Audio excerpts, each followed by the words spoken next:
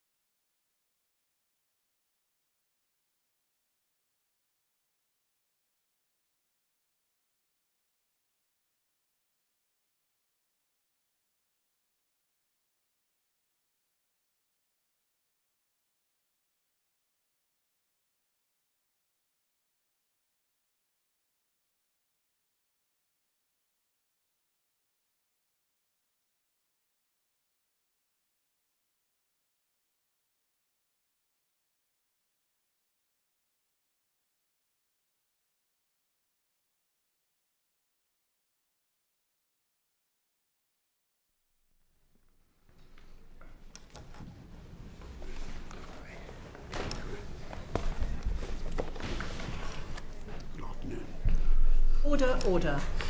This is a public evidence session of the House of Commons Committee of Privileges.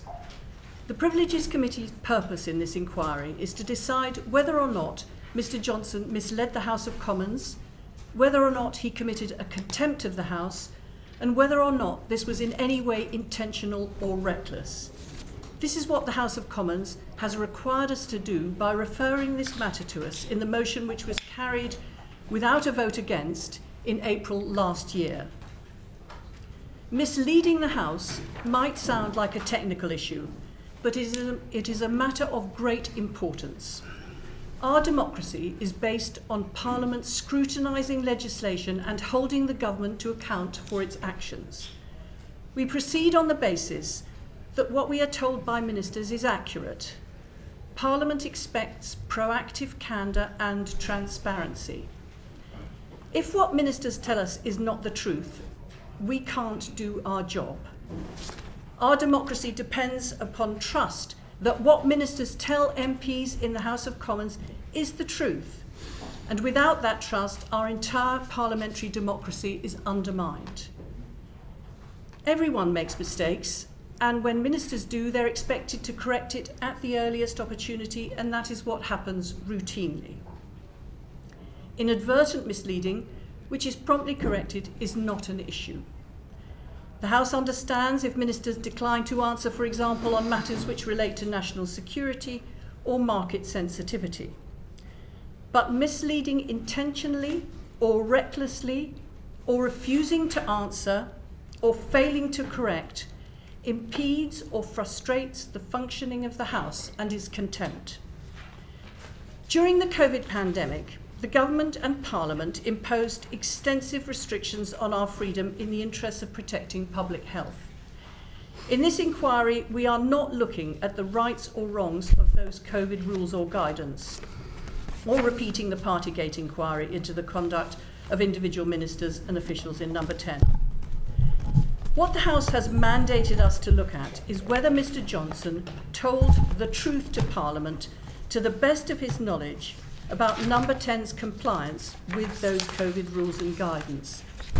It is about the truth, and that is why this inquiry goes to the heart of the trust on which our system of accountability depends.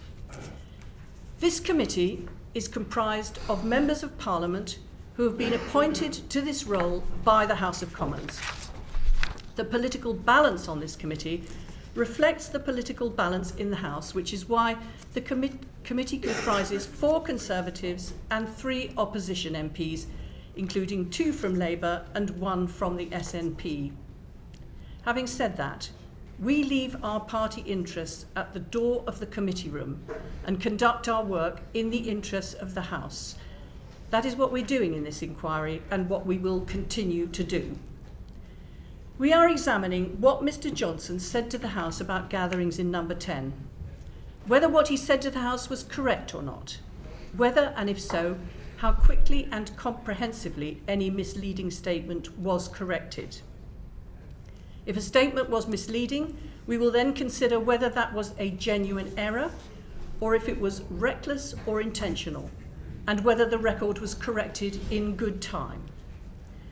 We have already considered evidence supplied by the government, including emails, WhatsApp messages, and photos taken at the time, and written statements taken under oath from witnesses present at the relevant times, to inform us of what Mr. Johnson would have known at the time of his statements to the House.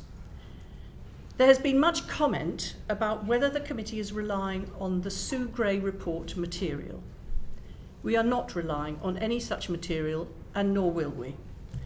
Last November, we decided to collect direct, first-hand evidence from all the witnesses under oath, and this has all been disclosed to Mr. Johnson. Sue Gray is not a witness. We have followed the standing orders of the House and the precedents as advised by our clerks, by Speaker's Counsel, and by Sir Ernest Ryder, a former Lord Justice of Appeal. We have not changed the rules or the procedure. That is not within our remit. They are laid down by the House, we are bound to follow them, and that is what we've done. In our report of the 3rd of March, we set out the main issues which we will be asking Mr. Johnson about today. We'll be talking about rules and guidance, since Mr. Johnson told the House Number 10 complied with both. When we refer to rules, we mean regulations laid down by the House which have the force of law and under which fixed penalty notices were issued. Guidance is guidance issued by the government. For example, when Mr. Johnson was talking about hands, face, space, he was referring to the guidance on social distancing when he said space. On the basis of information that is in the public domain and evidence the committee has received, and in the context of what Mr. Johnson said to the House of Commons, we will be establishing what rules and guidance relating to COVID were in force at the relevant time, Mr. Johnson's knowledge of those rules and guidance, Mr. Johnson's attendance at or knowledge of gatherings that were not socially distanced and those for which fixed penalty notices were issued. Mr. Johnson spoke about the question of COVID compliance in Number 10 in the House of Commons more than 30 times, most particularly on the 1st of December 2021, the 8th of December 2021, and the 25th of May 2022. I'd like us all to have a reminder now of some of what Mr. Johnson said in Parliament in answer to questions, starting, if we may, with a question from the Leader of the Opposition on the 1st of December. As millions of people were locked down last year, was a Christmas party thrown in Downing Street for dozens of people on December the 18th? Prime Minister. Mr. Speaker, what I can tell the right honourable gentleman is that all guidance was followed completely during Number 10. But I repeat, Mr. Speaker, that I have been repeatedly assured since these allegations emerged that there was no party and that no COVID rules were broken, and that is what I have been repeatedly assured. I apologise for the impression that has been given that staff in Downing Street take this less than seriously. I'm sickened myself and furious about that. But I repeat what I have said to him, that I've been repeatedly assured that the rules were not broken. The Prime Minister has been caught red-handed. Why doesn't he end the investigation right now by just admitting it? Because, Mr. Speaker, I've been repeatedly assured that no rules were broken. Thank you, Mr. Speaker. Will the Prime Minister tell the House whether there was a party in Downing Street on the 13th of November? Prime Minister. Mr. Speaker, no, but I'm sure that whatever happened, the guidance was followed and the rules were followed at all times. And I'm happy to set on the record now that when I came to this House and said in all sincerity that the rules and guidance would be followed at all times, it was what I believed to be true.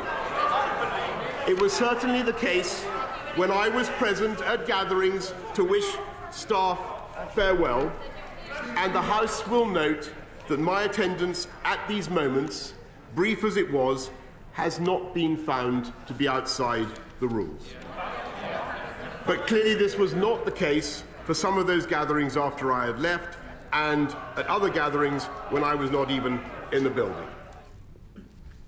Thank you. We need to understand why Mr. Johnson said to Parliament that no rules or guidance were broken in Number 10 when we have evidence that he knew what the rules and guidance were and that he was present at gatherings where those rules and guidance were breached.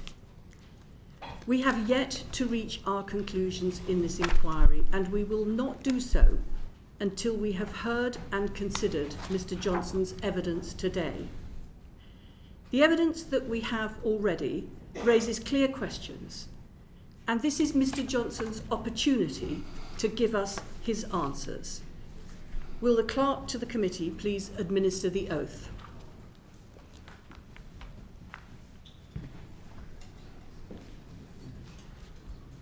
I'm going to take the Bible and read out the terms of the oath. Yes, I swear by Almighty God that the evidence I shall give for this committee shall be the truth, the whole truth, and nothing but the truth. So help me God. Thank you very much. Mr. Johnson, you provided the committee with a written submission which the committee has published. Do you confirm that the contents of that statement are true? I do. Thank you. Mr. Johnson, please make your opening statement. Thank you. Chair, if I can, before I begin, I'm conscious that we're all expected to vote in a few minutes, I think at 2:21. I hope you don't mind if I resume. I mean, it will break up what I'm about to say. Well, we're a parliamentary committee and Parliament is continuing. If there is a vote called, which we do expect, I will suspend the sitting to enable members to vote and we can pick up from where we left off. But thanks for reminding everybody that that's what's going to be happening. Thank you, Chair. Well, as you've just said, there were a number of days over a period of 20 months when gatherings took place in Downing Street that went past the point where they could be said to be necessary for work purposes. That was wrong. I bitterly regret it. I understand public anger and I continue to apologise for what happened on my watch, and I take full responsibility. But as you've just said, Chair, the purpose of this inquiry is not to reopen so-called Partygate. It is to discover whether or not I lied to Parliament, wittingly misled colleagues and the country about what I knew and believed about those gatherings when I said that the rules and the guidance had been followed at number 10. I'm here to say to you, hand on heart, that I did not lie to the House. When those statements were made, they were made in good faith and on the basis of what I honestly knew and believed at the time. When this inquiry was set up, I was completely confident that you would find nothing to show I knew or believed anything else, as indeed you have not. I was confident, not because there's been some kind of cover-up. I was confident because I knew that is what I believed, and that is why I said it. To understand why I believed it, you have to go back to a time before the Sue Gray report, before the police investigation, back to a time where, as the evidence before the committee shows, there was a near universal belief at number 10 that the rules and guidance were being complied with. That is the general belief that has been uncovered by your evidence. And it was that belief that governed what I said in the House. And as soon as it was clear that I was wrong, and as soon as the Sue Gray investigation and the Metropolitan Police investigation had concluded, I came to the House of Commons and I corrected the record as I promised I would. I clearly could not have anticipated the outcome by coming earlier because I genuinely did not know what the outcome would be and was deeply shocked when fines were issued, not least since I had been told on a couple of occasions at least by Sue Gray that she did not think the threshold of criminality had been reached. I believe that the committee's work helps to explain why I was so shocked. You've been investigating this for more than 10 months, and I thank you for what you have done. You have had access to a vast body of evidence. You have collected and reviewed hundreds of pages of transcripts of Sue Gray's interviews, and you have analysed many thousands of contemporary emails and WhatsApp messages and other material. You found nothing to show that I was warned in advance that events in number 10 were illegal. In fact, nothing to show that anyone raised anxieties with me about any event, whether before or after it had taken place. If there had been such anxiety about a rule-breaking event at number 10, it would unquestionably have been escalated to me. We all knew how vital it was to maintain public confidence in the fight against COVID, that we should do what we were asking the public to do.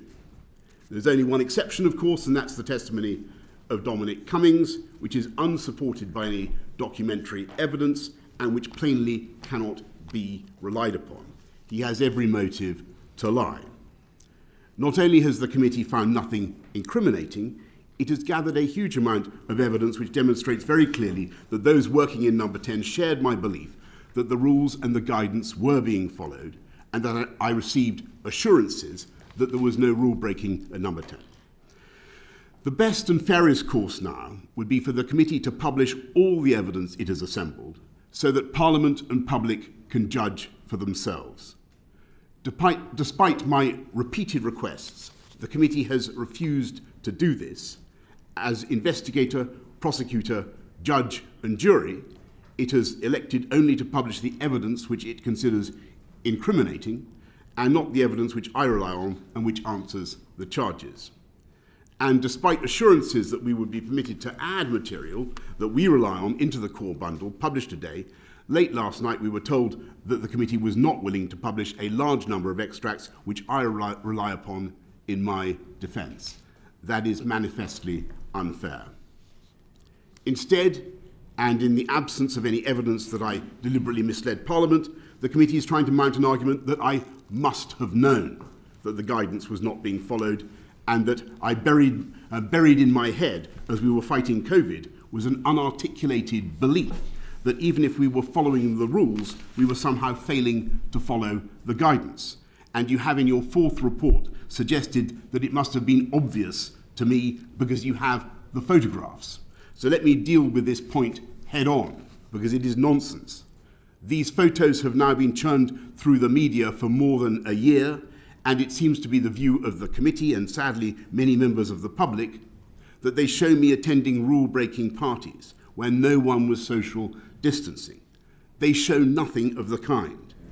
They show me giving a few words of thanks at a work event for a departing colleague.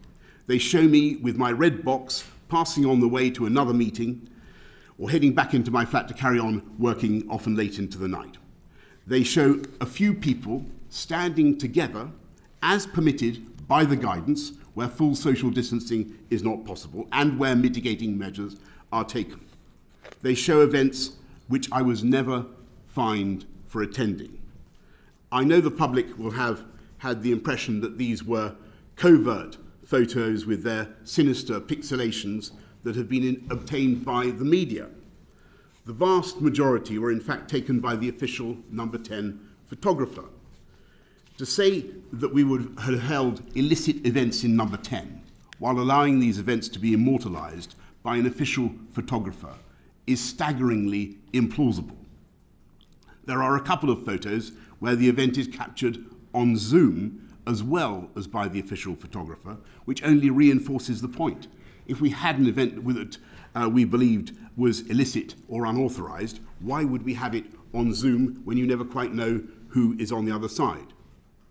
Most important of all, if it was obvious to me that these events were contrary to the guidance and the rules, then it must have been equally obvious to dozens of others, including the most senior officials in the country, all of them, like me, responsible for drawing up the rules. And it must have been obvious to others in the building, including the current Prime Minister. Order, order. We will now suspend the sitting whilst the House of Commons votes, and we will reconvene in 15 minutes. Thank you.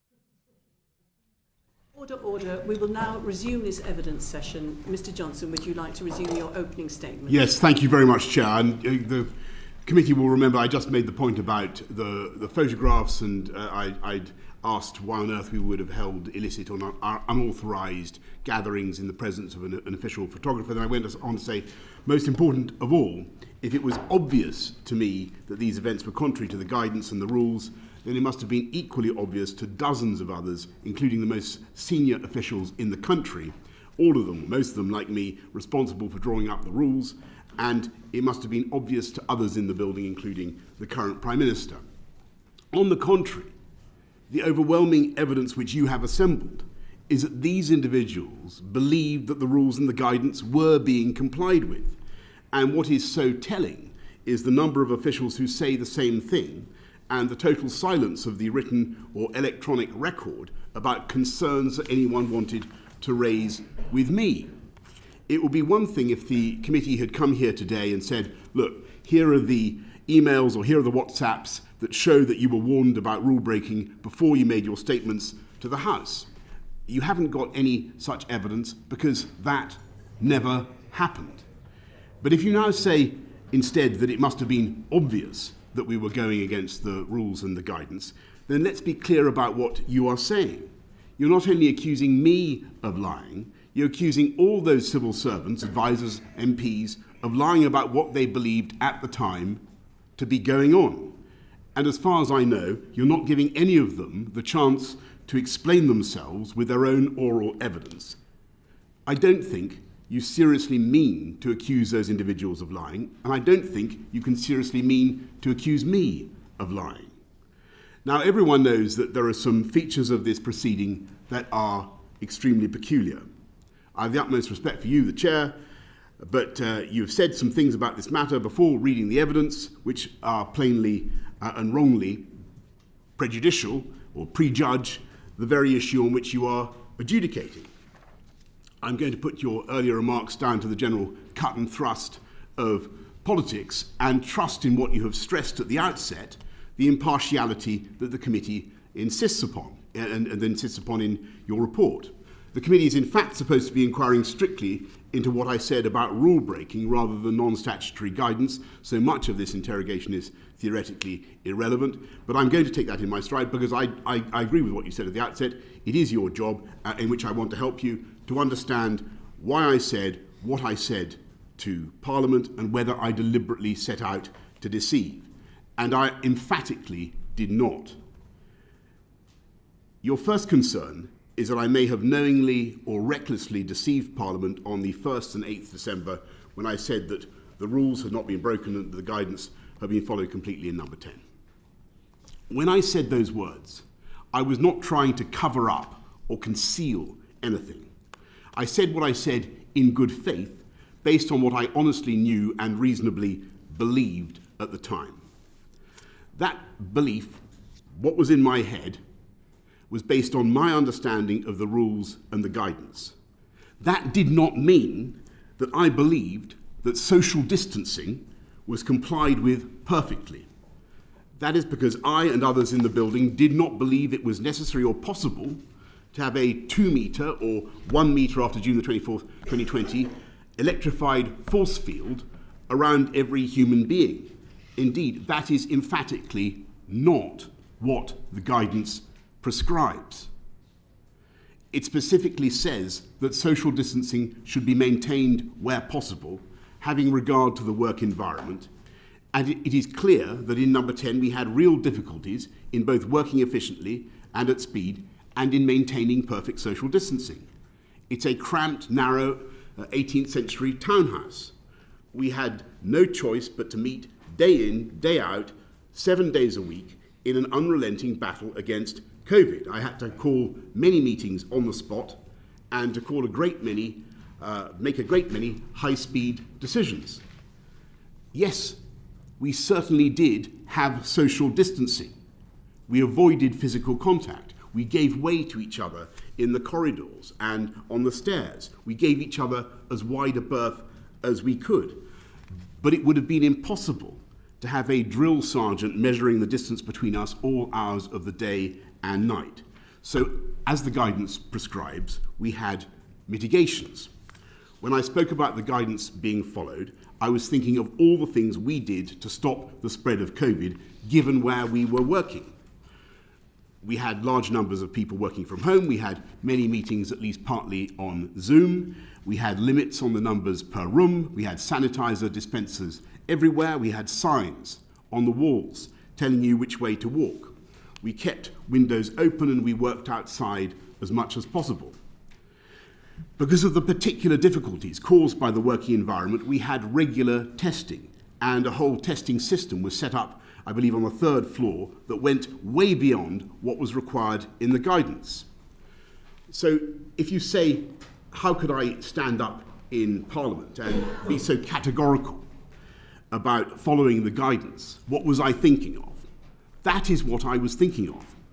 And I know you will, as you've just done, point to the photos and then to the guidance and what I said. And you will say it must have been obvious that the guidance was being breached. But that is simply not true. My beliefs and my remarks to Parliament were indeed based on my knowledge of those events. But you have to understand how I saw them and what I saw during the period I was there. The vast majority of the events relied upon by the committee are events I attended for 10 or 15 minutes, perhaps a maximum of 25 in one case, to say farewell to a departing colleague. I know that people around the country will look at those events and think they look like the very kind of events that we or I were forbidding to everyone else. But I will believe till the day I die that it was my job to thank staff for what they had done, especially during a crisis like COVID, which kept coming back, which seemed to have no end, and when people's morale did, I'm afraid, begin to sink. But never mind what I think, the more important point is that the police agreed. They did not find that my attendance at any of these farewell gatherings was against the rules. I obviously did not know at the time that any of these events later escalated beyond what was lawful after I left. There is, of course, one event for which I and the current Prime Minister received fixed penalty notices. But it never occurred to me, or I think the current Prime Minister at the time, that the event was not in compliance with the rules and the guidance. At about 2:22 p.m. on the 19th of June 2020, I went into the cabinet room where I worked after getting back from a long external visit. I stood at my desk briefly before another COVID meeting began and had a kind of salad. A number of officials came in to wish me a happy birthday. No one sang. The famous Union Jack cake remained in its Tupperware box, unnoticed by me, and was later discovered and eaten by my private secretaries. We talked, as you would expect, about COVID and what we were doing to beat the pandemic. It is a measure of how innocent we thought this meeting was that an slightly exaggerated version was briefed to the Times with singing and cake eating, and yet nothing untoward was apparently detected either by the reporter or by millions of eagle-eyed readers. So when I spoke to the Commons, it did not for 1 second on the 1st or the 8th of December, or at any time, it didn't for not 1 second occur to me that this event, the one event for which I was fined, would later be found to be somehow against the rules. And the same goes for all the events I attended. My belief was that we were following the rules and the guidance to the best of our ability, given the circumstances, and that was what the guidance required. You may now say that I was being obtuse or oblivious and that we should have enforced social distancing more ruthlessly. And we can argue that back and forth. Hindsight is a wonderful thing. We're talking about what I believed at the time. As for the event of the 18th of December 2020 in the press room, I was not there, but my honest belief that it was within the rules was based on what I was told by senior advisors. The fact that this was my honest belief is supported by the fact that so many other people honestly believed that we were doing nothing wrong. And It's abundantly clear from the evidence produced by the committee that everyone was operating with the same understanding of the rules and the guidance. If you want further evidence of what was going on in my head, look at the WhatsApp to Jack Doyle, where I positively urge him to get the truth out to the public, the truth out about that December the 18th event. It seems so unfair to me, based on what I had been told, that the event was being presented as a purely social gathering on what I knew to be a monumentally busy day for the media department, when they were coping both with the emergence that day of the Kent variant of COVID and what some saw as the risk of a no-deal Brexit. That was why I was inclined to believe that this event must be in line with the rules and the guidance. And that's why I said what I said on December the 1st. As for my statements on December the 8th, the committee is concerned that I may have misled the House when I said that I was repeatedly assured that the event was in accordance with the rules. I don't understand this point. You can see from the evidence that I received these assurances more than once and from more than one person. My statement was entirely accurate. The committee criticises the fact that I had not received assurances in relation to the guidance, but I never said that I had. I said what I said about the guidance based on my own experience and belief.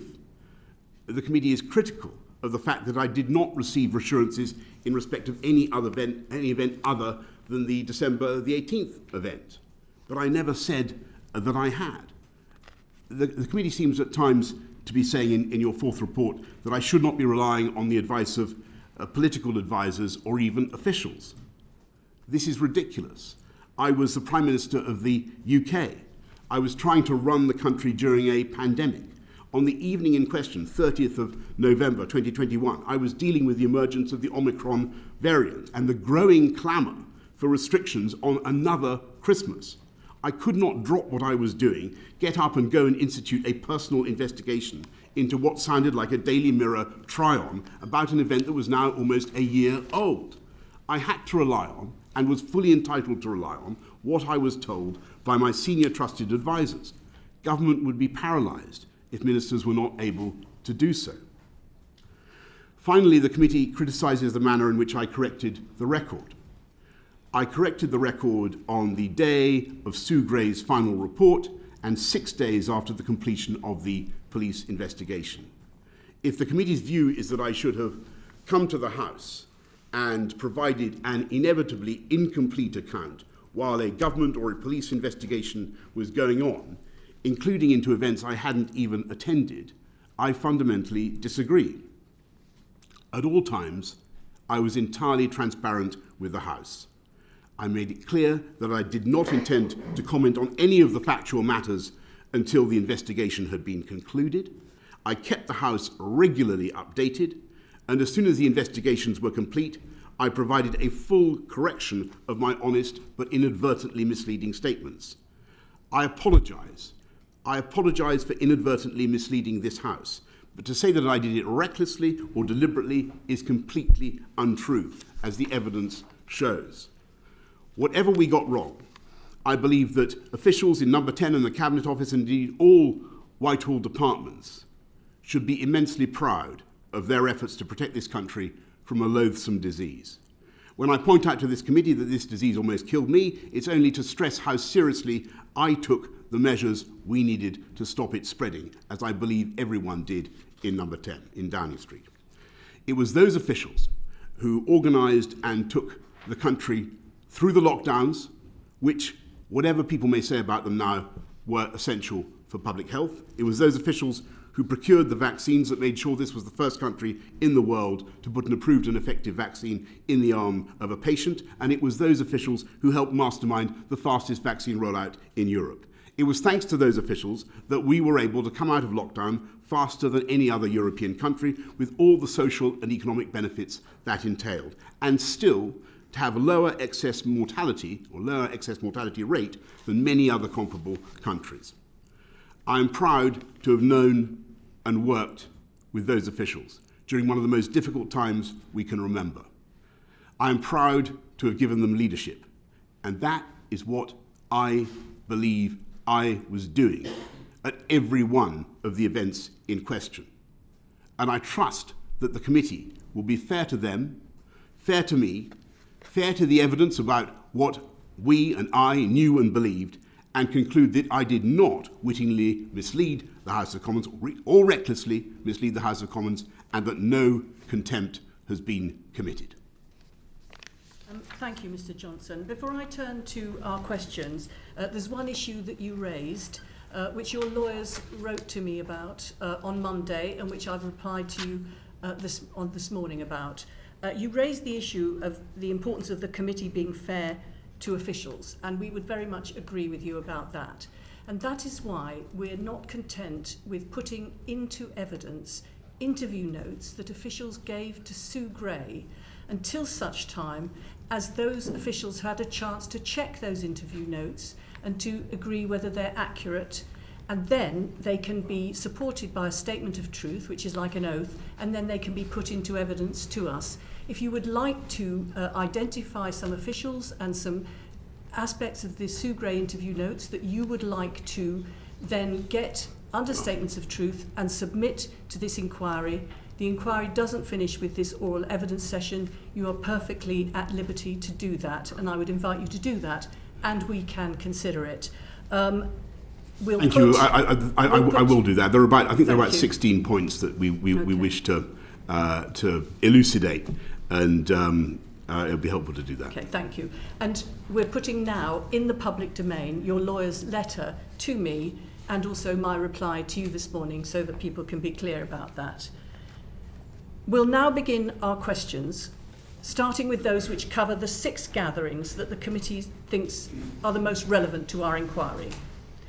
When asked in the House of Commons about gatherings in number 10 from December 2021 onwards, you told the House that COVID rules and guidance were followed completely and at all times. Following the publication in May 2022 of the report which you'd commissioned into gatherings on government premises, you continued to maintain that it was certainly the case that the rules and guidance were followed at gatherings you had attended to wish farewell to staff who were leaving number 10. We will put to you what the COVID rules and guidance were on those 6 dates, what you knew about the gatherings that took place on each of those dates and their compliance with the rules and guidance then in force. We'll start by looking at 2 leaving gatherings that you attended in November 2020. We'll primarily be focusing on these gatherings' compliance with the COVID workplace guidance in place at the time. These gatherings took place during a national lockdown in England. The legal rules in force to prevent the spread of COVID included restrictions on indoor gatherings of 2 or more people. The workplace guidance in force at that time stated that there should be social distancing of 2 meters in the workplace wherever possible, and that only absolutely necessary participants should physically attend meetings. I will now invite Sir Bernard Jenkin to ask the first question. Sir Bernard. Thank you, Chair. So as the Chair described, we will first consider what knowledge you had of the rules and guidance in place at the time of each of the events you attended or of which you had knowledge, by reminding ourselves of what you were telling the country about the rules and guidance, and then we will ask about those gatherings. Now, you were aware of the importance of following the guidance the government had issued to keep workplaces safe. Indeed, you previously told the House of Commons on the 2nd of September 2020, and I quote, "It's very important that we get people back into the workplace in a COVID-secure way," unquote. And then on the 9th of November 2020, less than a week before the first of the gatherings that I will ask you about, you said at a COVID press conference, and I quote, "Neither mass testing nor progress on vaccines are at the present time a substitute for the national restrictions for social distancing and all the rest. So it is all the more important to follow the rules," unquote. And at the press conferences over this period, you regularly repeated the phrase, hands, face, space, while standing at podiums bearing this phrase. So there can be no doubt that you understood what the guidance and rules meant and were intended to achieve. Yes or no? Yes. Thank you. On the 13th of November 2020, which we saw Catherine West just asking about on the film earlier, there was an impromptu leaving gathering for your then Director of Communications, Lee Kane. This was held in the vestibule outside the press office in number 10. Between 15 and 20 people were present and you gave a speech. And the evidence for this is at page 9 of the evidence bundle. Do you accept that these facts are correct? Yes. We will now show the pictures, which you have made your comments about, but nevertheless we will ask you about them. The unpixelated photos are on page 540 and 580 in the bundle of the total evidence pack. The pictures show you with at least 6 to 8 other people standing in close proximity. I want to ask first about this gathering's compliance with the guidance.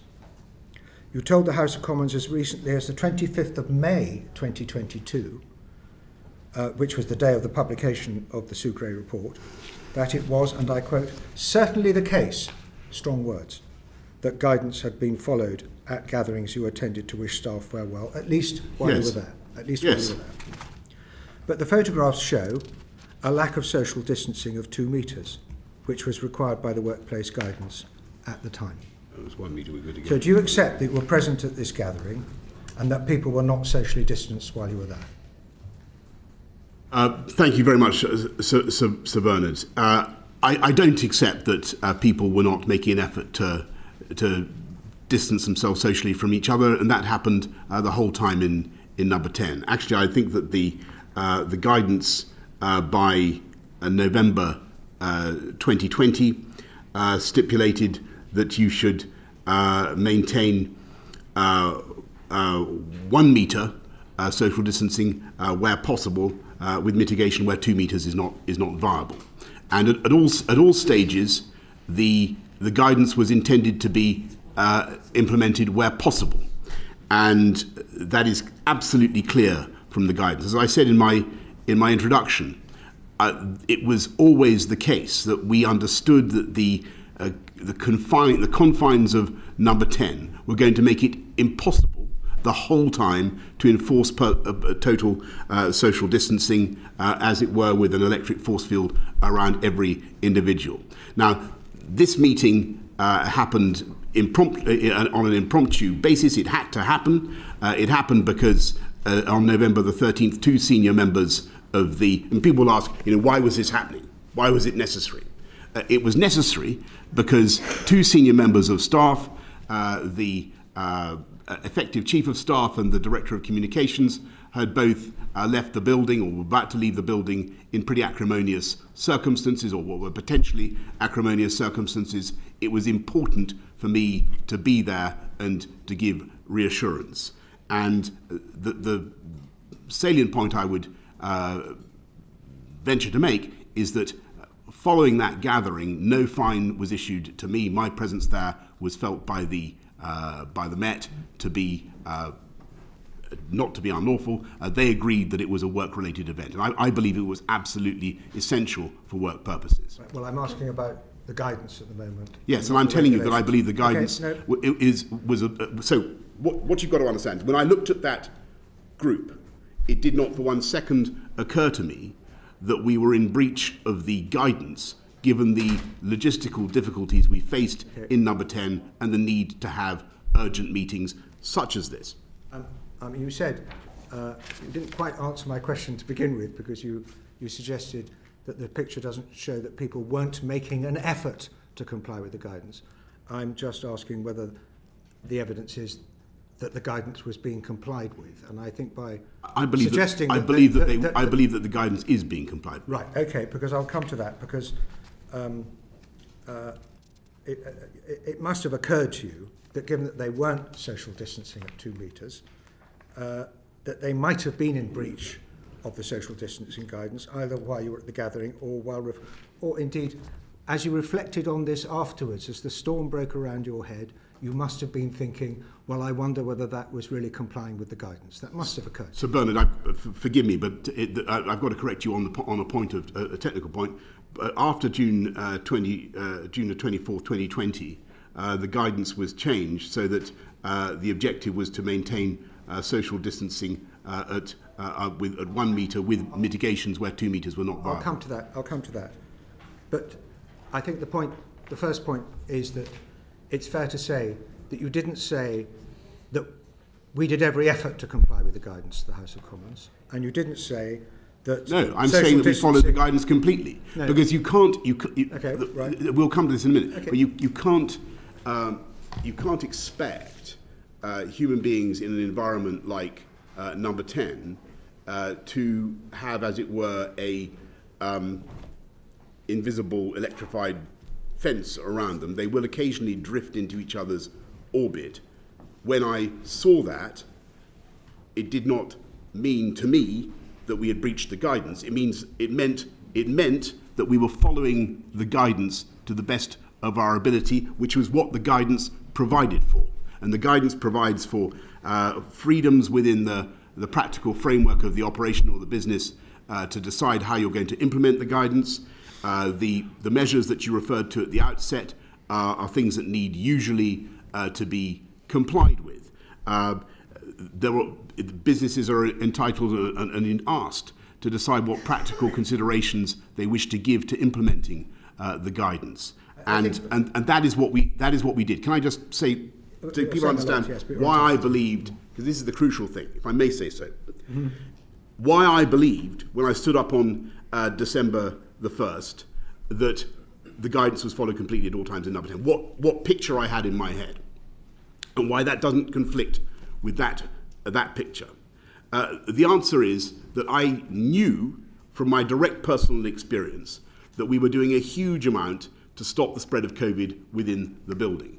We had sanitizers, we had windows were kept open, we had people working outdoors wherever they could, we had Zoom meetings, we had restrictions on the number of people in rooms, we had perspex screens between desks, and above all, as I said, we had testing, regular testing, which went way beyond what the guidance prescribed, and which, in my view, helped mitigate the difficulties we had in maintaining perfect social distancing. Right. I'm bound to say that if you'd said all that at the time to the House of Commons, we probably wouldn't be sitting here.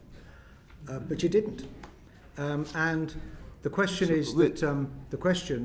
is about what the guidance actually says. And I noticed you taking a little advice at that point on the question of the guidance. Can I just read to you, it's on page 6 of the bundle, what the guidance actually says. You must maintain social distancing in the workplace wherever possible. Where the social distancing guidelines cannot be followed in full in relation to a particular activity, the businesses should consider whether that activity be redesigned to maintain a 2 metre social distance, or 1 metre with risk mitigations where 2 metres is not viable. And the mitigating actions include using screens or barriers to separate people from each other. So where in the picture are there screens or barriers? There were screens or barriers in the, I believe, in the adjacent press room from memory. Well, this is an impromptu gathering at which I'm thanking staff, at least one member of staff, for his contribution during COVID.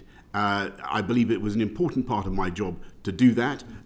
That was the best place to do it. I accept that perfect social distancing, Sir Bernard, is not being observed, but that does not mean that what we were doing, in my view, is incompatible with the guidance. The guidance specifically allows for workplace freedoms to decide how to implement it, and the operative conditional is where possible.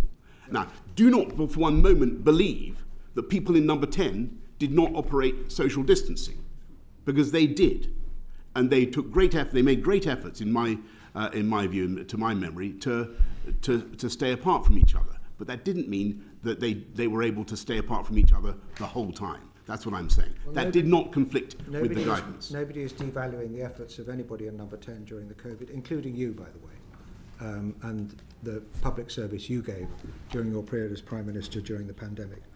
All we're asking is to, I'm afraid, it's our obligation.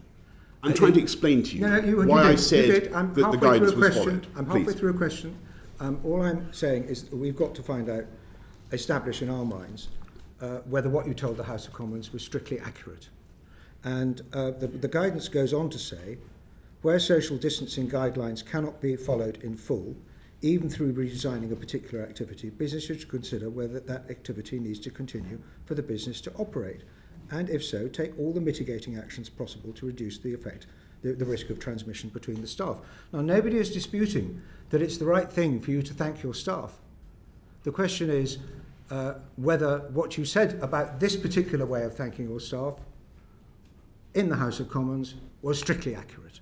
And indeed may have been misleading. That's what we're asking. Well, I don't believe for a second that it was. The guidance does not say you can have a thank you party and as many people in the room as you like if you think it's very important to thank people. The guidance doesn't say that. Let's just go back over that. I believed that this event was not only reasonably necessary, but it was essential for work purposes for the reasons that I have given.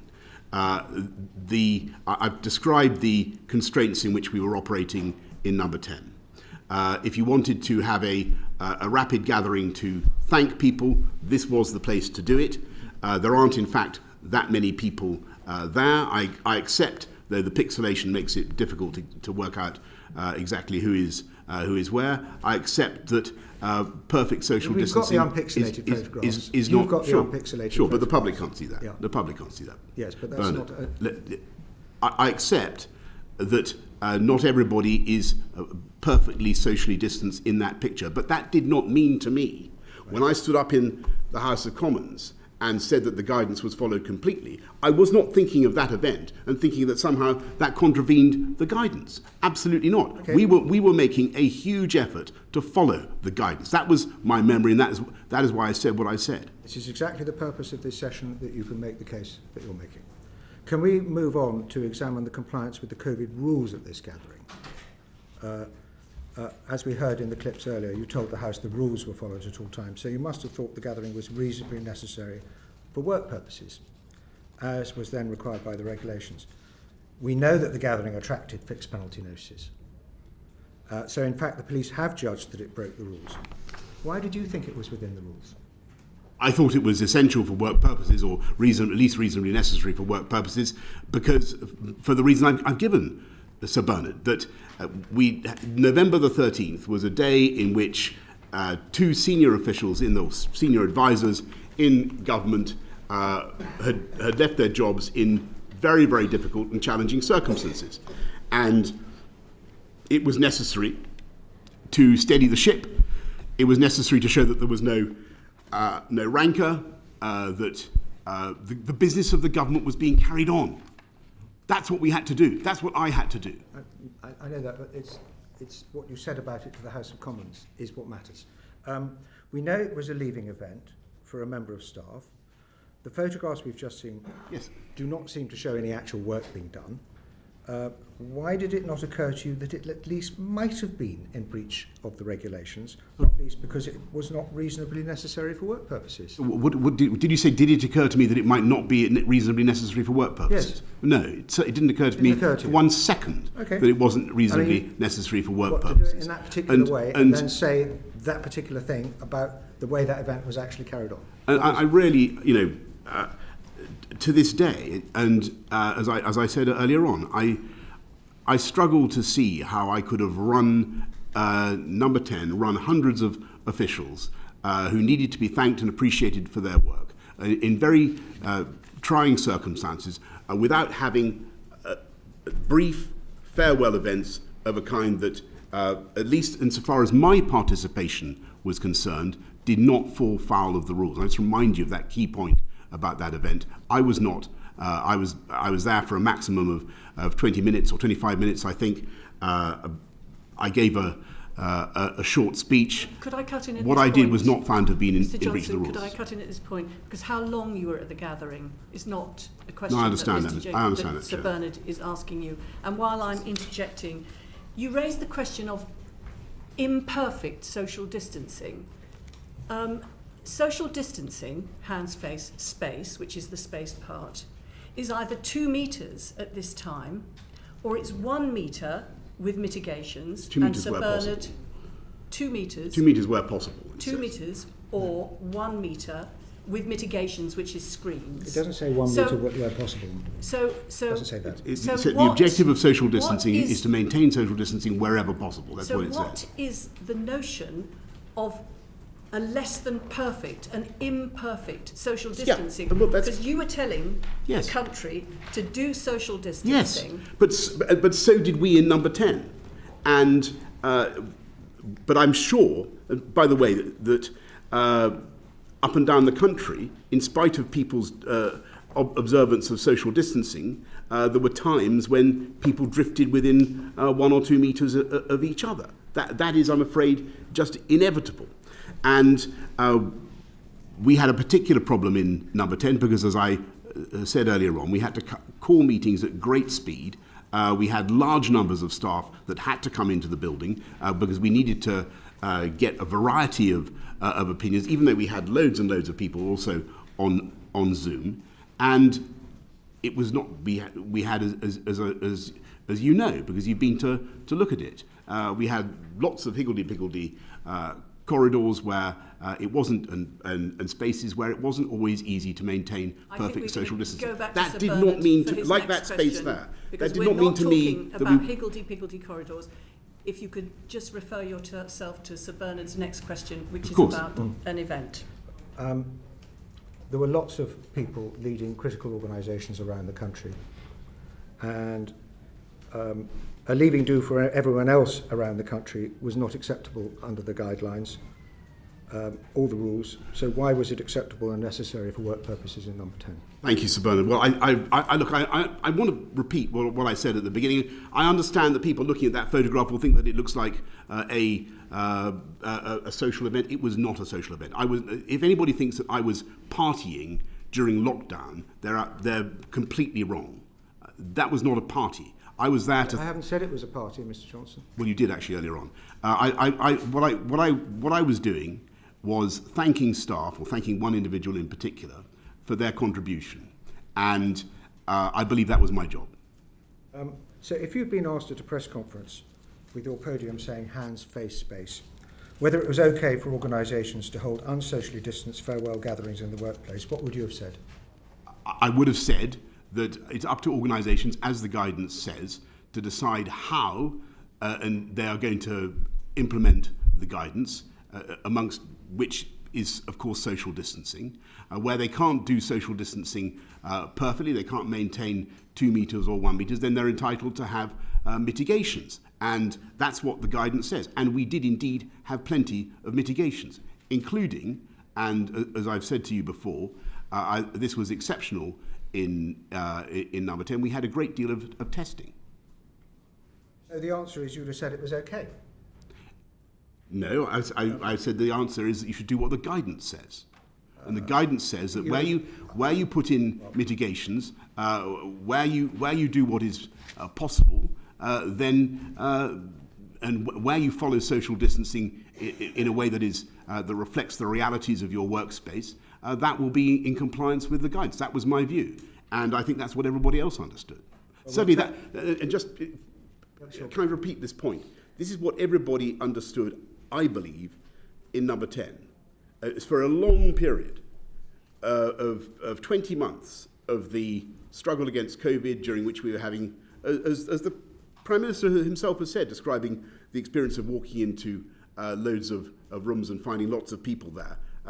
It was simply part of working in number 10 that we were going to come into contact with a great number of people. But people did follow social distancing, and they were acutely conscious of it. I now turn to the 27th of November 2020. This was another unplanned leaving gathering for a different special advisor that again took place in the vestibule outside the press office in number 10. And we have 3 witness statements attesting to a lack of social distancing at this event. We've got, and this is on page 17 of your witness bundle, we've got Jack Doyle, who was your press secretary at the time and subsequently your director of communications, saying that there were certainly more than 20 people in attendance. And do you accept that? I don't know. I wasn't at that event, and it wasn't an event that was found to have been in breach of the rules. There's no reason to dispute it. Well, I happen to know because we've all seen the same evidence bundle. Though I think this is one of the things that you have that we haven't been allowed to point to. I think there is evidence from at least one of the participants that there weren't that many people there, and it lasted a very short time. Well, by all means, make sure that's drawn to our attention. Oh, sorry. This is the Clio event. Sorry. Sorry, you mustn't mention any names. I think that name we can mention. That event. My memory of that event. Forgive me, I was at that event, but I was there very briefly. I was going to correct you. Thank you. So I was at that event, but I was there very briefly. No fines were issued for that event. Order. I'm afraid we have to suspend the committee again. There's a division in the Commons. We'll return in 15 minutes.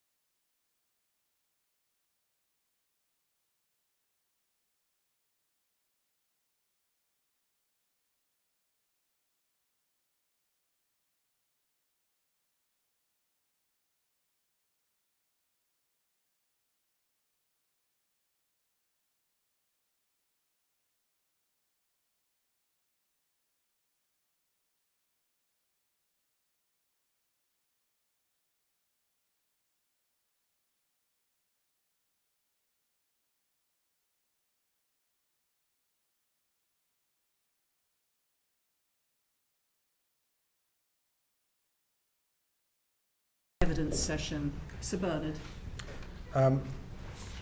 Just on one point, you were quibbling about the meaning of the guidance, which does say wherever possible, but not in respect of less than 1 metre where mitigations are obligatory.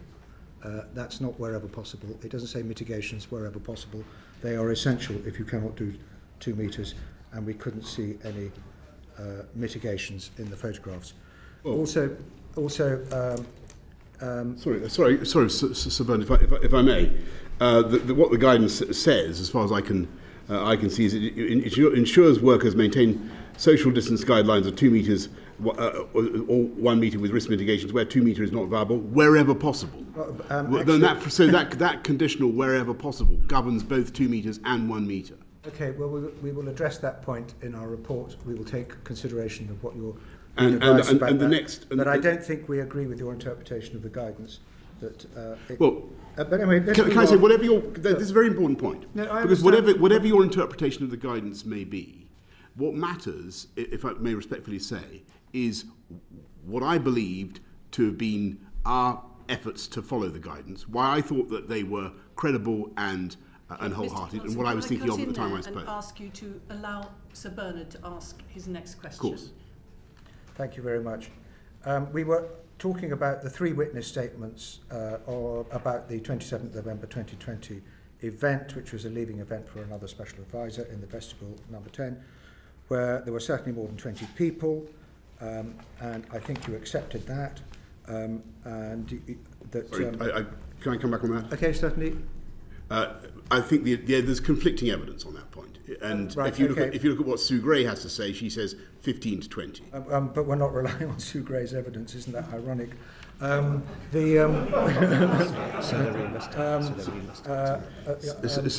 are you saying that evidence is invalid? No, I think that any evidence collected by Sue Gray has to be independently verified with a statement of truth, which is why we can't publish the evidence, the material which you've given us, which has not been accepted. Perhaps it'd be helpful if I gave my evidence about that. Well, I think it'd be very helpful if there anything in Sue Gray's witness statements that were collected in the interview notes would be dealt with separately, as the chairman described earlier. I think it'd be helpful if Sir Bernard was enabled to ask his question and you would give a succinct answer. Right. So you'll see also on page 17 of your bundle that another witness stated that they couldn't get through the room to leave because people were standing 4 to 5 people deep. Is there any reason why we should disbelieve that? Well, I've seen all the testimony about this event, and there's testimony from there's the Sue Gray evidence that I've mentioned, and it seems quite incredible to me that we now can't adduce what she had to say after extensively interviewing people. She said there were 15 to 20 people she thought at that event. It's also the case that the person who was leaving on that occasion, Cleo Watson, I think we can name her, according to my understanding, she said that it was a clutch of officials and that it lasted a very short time indeed. And she said, I think that there was a speech by me that lasted 45 seconds and a speech by her that lasted 15 seconds from memory. I was certainly there very briefly indeed. And to get to your point, Sir Bernard, the quotation that you have about that event does not actually accord with my own memory. Which quotation is this? Of the 4 to 5 people deep and more than 20 people in attendance. I actually remember my memory of the event is much more in line with what Cleo Watson has to say and what Sue Gray had to say about the event. Okay. Finally, you will see on page 17 of your bundle that another witness said that you joked during the gathering that it was, and I quote, probably the most unsocially distanced gathering in the UK right now, unquote. At paragraph 63 of your evidence, your written submission, you do say that you don't remember saying that, those particular words, but are you therefore denying that you said this?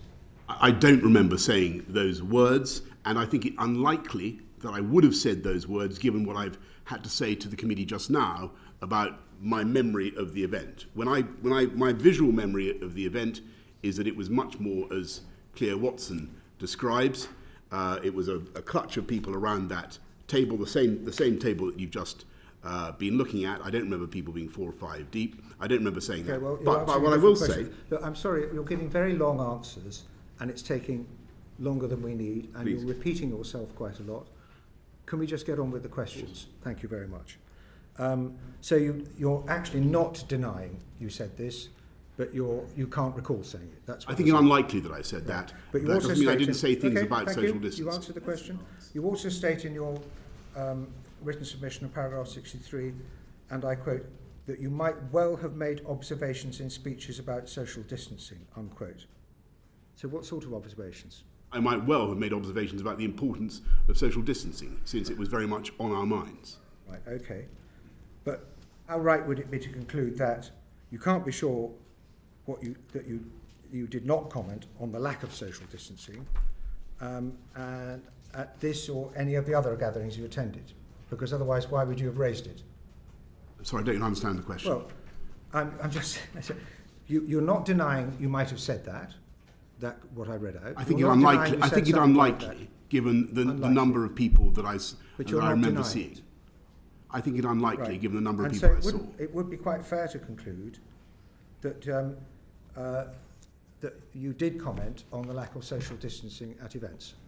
It's quite fair. It's certainly likely that I would have drawn attention to the importance of social distancing, since that was very high in people's minds. To the importance of social distancing, if everyone was obeying social distancing, obviously, it seems because likely. as we've just extensively discussed, there might be occasions when people gathered together at high speed and where social distancing was imperfectly observed. Well, that did not mean that I thought the guidance was not being followed, but given all that I've said earlier about observing social distancing where possible.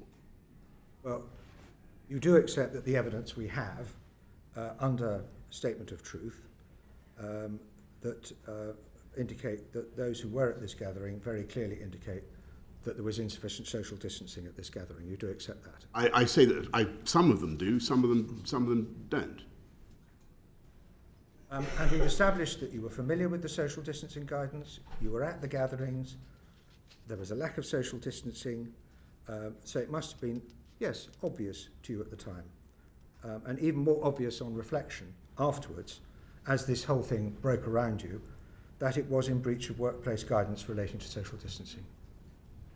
No, that's not correct. What I thought was that we had done our best to implement the guidance, and in fact had thoroughly and completely implemented the guidance, but clearly when it came to things like social distancing, as the guidance explicitly provides for, it was not possible at all times to have perfect social distancing, and that you could have mitigations. But as recently as the 25th of May, you said it was certainly the case, 25th of May 2022, last year, it was certainly the case that social distancing guidance was being respected at all times. But I think you're now saying it was imperfect. Sorry, what I'm trying to... there's a confusion between social distancing and the guidance. The guidance comprises social distancing amongst other things. And what we were trying to do was follow the guidance to the best of our ability. That meant that sometimes social distancing could not be perfectly observed. There were other mitigations we put in place. The guidance also said that only necessary participants should physically attend the workplace meetings. Absolutely necessary participants. It said so usually. It said usually. When you attended these events, when you didn't even know who was attending, how were you so certain that everyone there was absolutely necessary to attend these events? Bernard, these events were, of course, not organised by me personally. I relied upon my excellent officials to make sure that we had the right people in the room. Thank you, Mr. Johnson. Mr. Chair. Okay, thank you. We'll now move on to examine 2 gatherings that took place earlier in 2020, both of which you attended, Mr. Johnson. We'll look at the gathering which took place on the 19th of June 2020. This was a gathering in the Cabinet Room to mark your birthday. We'll also look at the gathering that took place on the 20th of May 2020, which was a gathering for staff in the number 10 garden. Yeah. The legal rules enforced to prevent the spread of COVID varied between May and June 2020, but at both times the relevant rules included restrictions on gatherings of 2 or more people.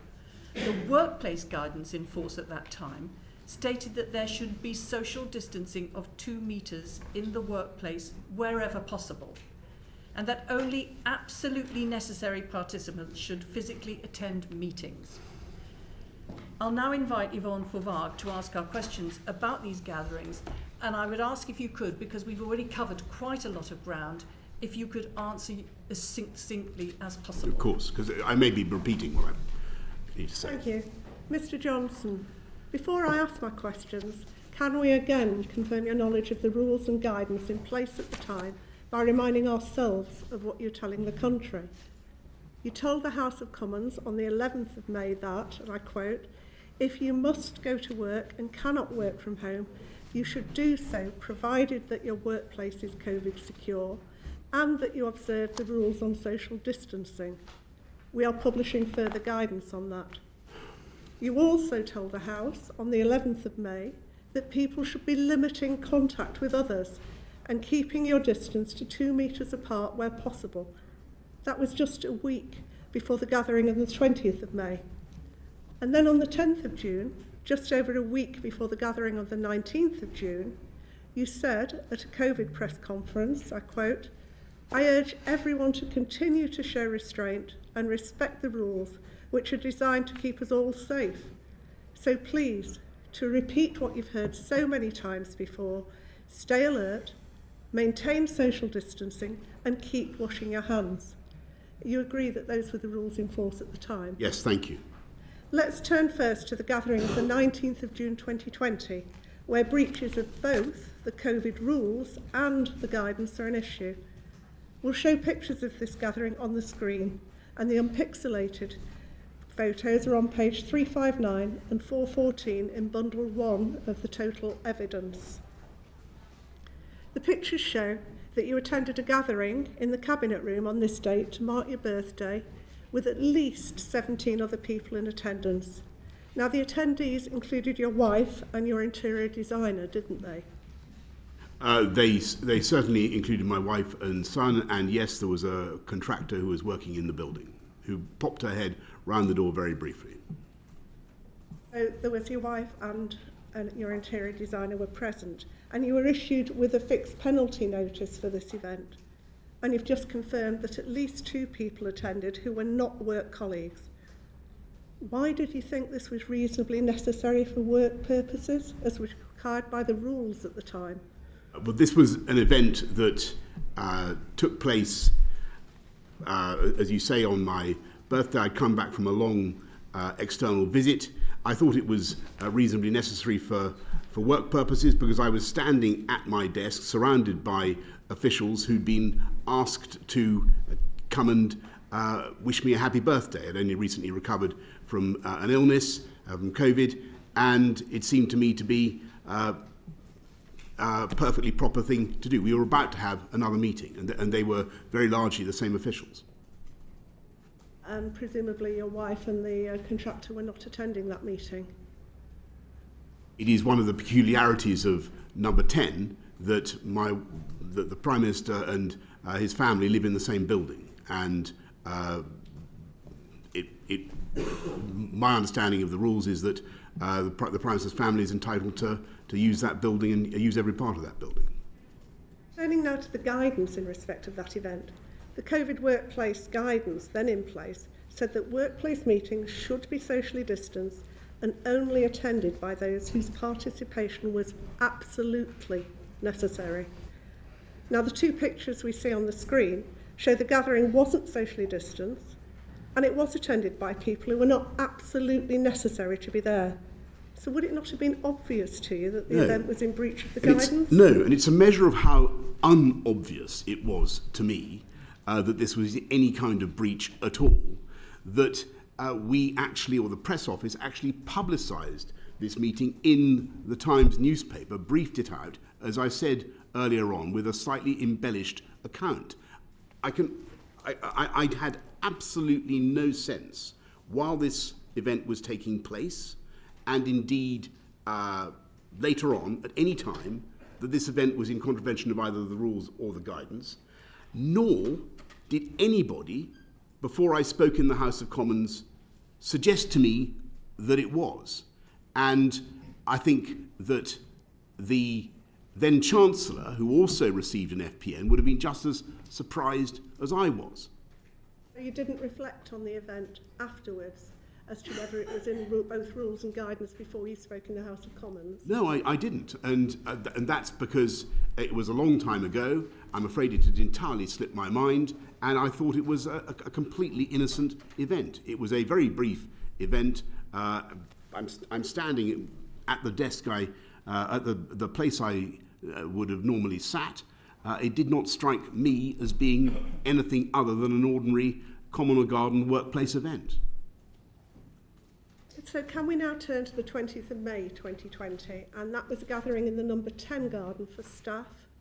We've evidence that you were present at this gathering while you were there. There were up to 40 people also there. And at this time, a gathering had to be essential for work purposes to be within the regulations. Now, we've got evidence that the email invitation for this gathering, which was sent by your principal private secretary, Martin Reynolds, was sent to 200 odd people, and that it encouraged staff who attended to bring their own alcohol. That's on page 35 of your bundle. Did you see the invitation email at any time before it was made public? No. You didn't see the email itself, but were you aware that the email was sent to 200 odd people and invited staff to bring their own alcohol? So what was your understanding of the purpose of the gathering? To thank staff who'd been working very hard on COVID, and it seemed to me, and I think I was told about it only shortly before I was ushered out into it. The purpose of it was to thank them in a obviously a ventilated area, the garden. So did you discuss the purpose of the gathering with any officials before it took place? Yes, I think I would have been told, and I don't remember it, but I think I would have been told that the COVID team is gathering outside. It's been a very tough time. This was a day when the Cabinet Secretary had just stepped down. I think the civil servants needed to feel that, as I said, in respect of another event, that the business of government was being carried on, and they needed to feel thanked and motivated for their work, and that's what I did. So you were aware of the gathering before it took place? Briefly, yes, but I think it was one of those things where, as I think Sue Gray may point out in her report, I don't know what value we now attach to it, but when you're Prime Minister, you move around, quite rightly, your officials give you the next thing to do, and you go and do it, and this was the next thing to do. I then went and had a telephone audience with Her Majesty. We've evidence that some officials and advisors felt the event shouldn't go ahead. On page 34 of your bundle, your then Director of Communications, Lee Kane, describes the tone of the email invitation as clearly social and in breach of COVID guidance, and says he raised concern about it with Martin Reynolds. Another official gave us evidence saying, and I quote, "I heard there were so many people who were unhappy about the party that they were not going to go, and they themselves said to another official that they thought it was madness." That evidence is on page 38 of your bundle. Were any concerns about the gathering's compliance with COVID rules or guidance raised directly with you at the time? No, and the individual that you mentioned who raised concerns, Lee, was, if you read what he says, he was concerned about the optics, not about the rules, and he himself attended the event, and certainly no concerns were raised with me. If the event had been within the rules, why was he concerned about the optics? I think I can't say. I think he was concerned about the impression that people might gain if they looked over the garden wall, if they were coming from the media room, and thought that we were doing something that other people weren't allowed to do. And in my opening remarks, I made clear that I can see why people might have felt that way. But as I told the House when I came to report on that event, I still believe it was within the guidance and within the rules. So did Lee Kane discuss or raise concerns about the gathering with you at the time? And No. his evidence suggests he might have done. He said, I quote, "I don't recall if I personally had a conversation with the PM about the garden party, but it would have been highly unusual for me not to have raised a potentially serious communications risk with the PM directly." And if he had thought, and if Dominic Cummings had thought that this thing really was against the rules and should not go ahead, they would have told Martin Reynolds, and it is inconceivable that it would have gone ahead. Did Martin Reynolds discuss or raise any concerns about the gathering with you at the time? As again, his evidence suggests to us he may well have done. He said it's possible he raised concerns with you. No, not that I can remember, no. Were you otherwise aware of any concerns from what you've heard or read either before or after the gathering took place? No. As I told the House of Commons about, and I gave quite a long series of remarks about this event. When I walked out into the garden, it seemed to me it was implicit in what we were doing that this was a work event. As you'll see from pages 34, 40 and 41 of your bundle, we have evidence that trestle tables were set up on which alcohol was laid out, and that the attendees included your wife, as well as advisors who were not from number 10 but from other government departments. Did you see that when you were at the gathering? I had no hand in organising this. When you talk about trestle tables and so on, it was. And there's no prohibition. Mr. Johnson, sorry. Permit me, if you would, is that she was not asking whether you organised the trestle tables with the alcohol on it. She was asking whether you saw the trestle tables with the alcohol I did see. on it. I don't remember what exactly was on the trestle tables. I remember going around and thanking staff for what they were doing during COVID. Now, it is perfectly possible that my wife was in the garden as well, but she was entitled to be there. And she certainly didn't receive a fixed penalty notice for that event, and nor did I. You'll also see from page 34 of your bundle that Lee Kane said he briefly attended the gathering, and that in his view it's clear from observing it that it was a purely social function. Did you share that view? No, and that's certainly not what he said at the time, because if he thought that it was purely social and therefore against the rules, it is inconceivable that it would have gone ahead. The Metropolitan Police have confirmed that fixed penalty notices were issued in relation to that gathering, so we know it breached the COVID regulations. We know that you knew what the regulations were, and we know you were in attendance. So it would have been obvious to you when you were there that the gathering was not essential for work purposes and was partially a social event, wouldn't it? No, and if I'm with great respect, Mr. Fairbarg, I want to dispute the idea that it was not an essential gathering, or not a gathering that was reasonably necessary for work purposes. I don't know why the FPNs were issued, but it may be that they were issued to people who had not a good enough reason to come in from home to that gathering, or people who had come from elsewhere to that gathering. But my firm impression, I think it's certainly still the case that Martin Reynolds believes that gathering was within the rules and indeed within the guidance. Would you have advised anyone else in the country if they'd asked you at one of the press conferences at that time to have a large social gathering in the garden? It was not a large social gathering. It was a gathering intended, and I really must insist on this point. People who say that we were partying in lockdown simply do not know what they are talking about. People who say that that event was a purely social gathering are quite wrong. My purpose there was to thank staff, to motivate them in what had been a very difficult time, and what was also a very difficult day in which the Cabinet Secretary had just resigned. Did you think, Mr. Johnson, that exceptions applied in number 10 to workplace rules and social distancing guidelines that didn't apply to the hospitals and the care homes, workplaces that were also operating under incredibly difficult and challenging circumstances? Of course not. And that's why we continued, that's why we had all the stipulations that I've discussed at great length with Sir Bernard about about following the guidance. Thank you, Mr Johnson. I'll now hand back to the Chair. Thank you. To complete this section of our questions, we'll look at two gatherings that took place at the end of 2020 and the start of 2021. The first we'll look at took place on the 14th of January 2021. That was a leaving gathering for two officials held in the pillared room of number 10. The next one we'll look at was a Christmas gathering in the vestibule on the 18th of December 2020.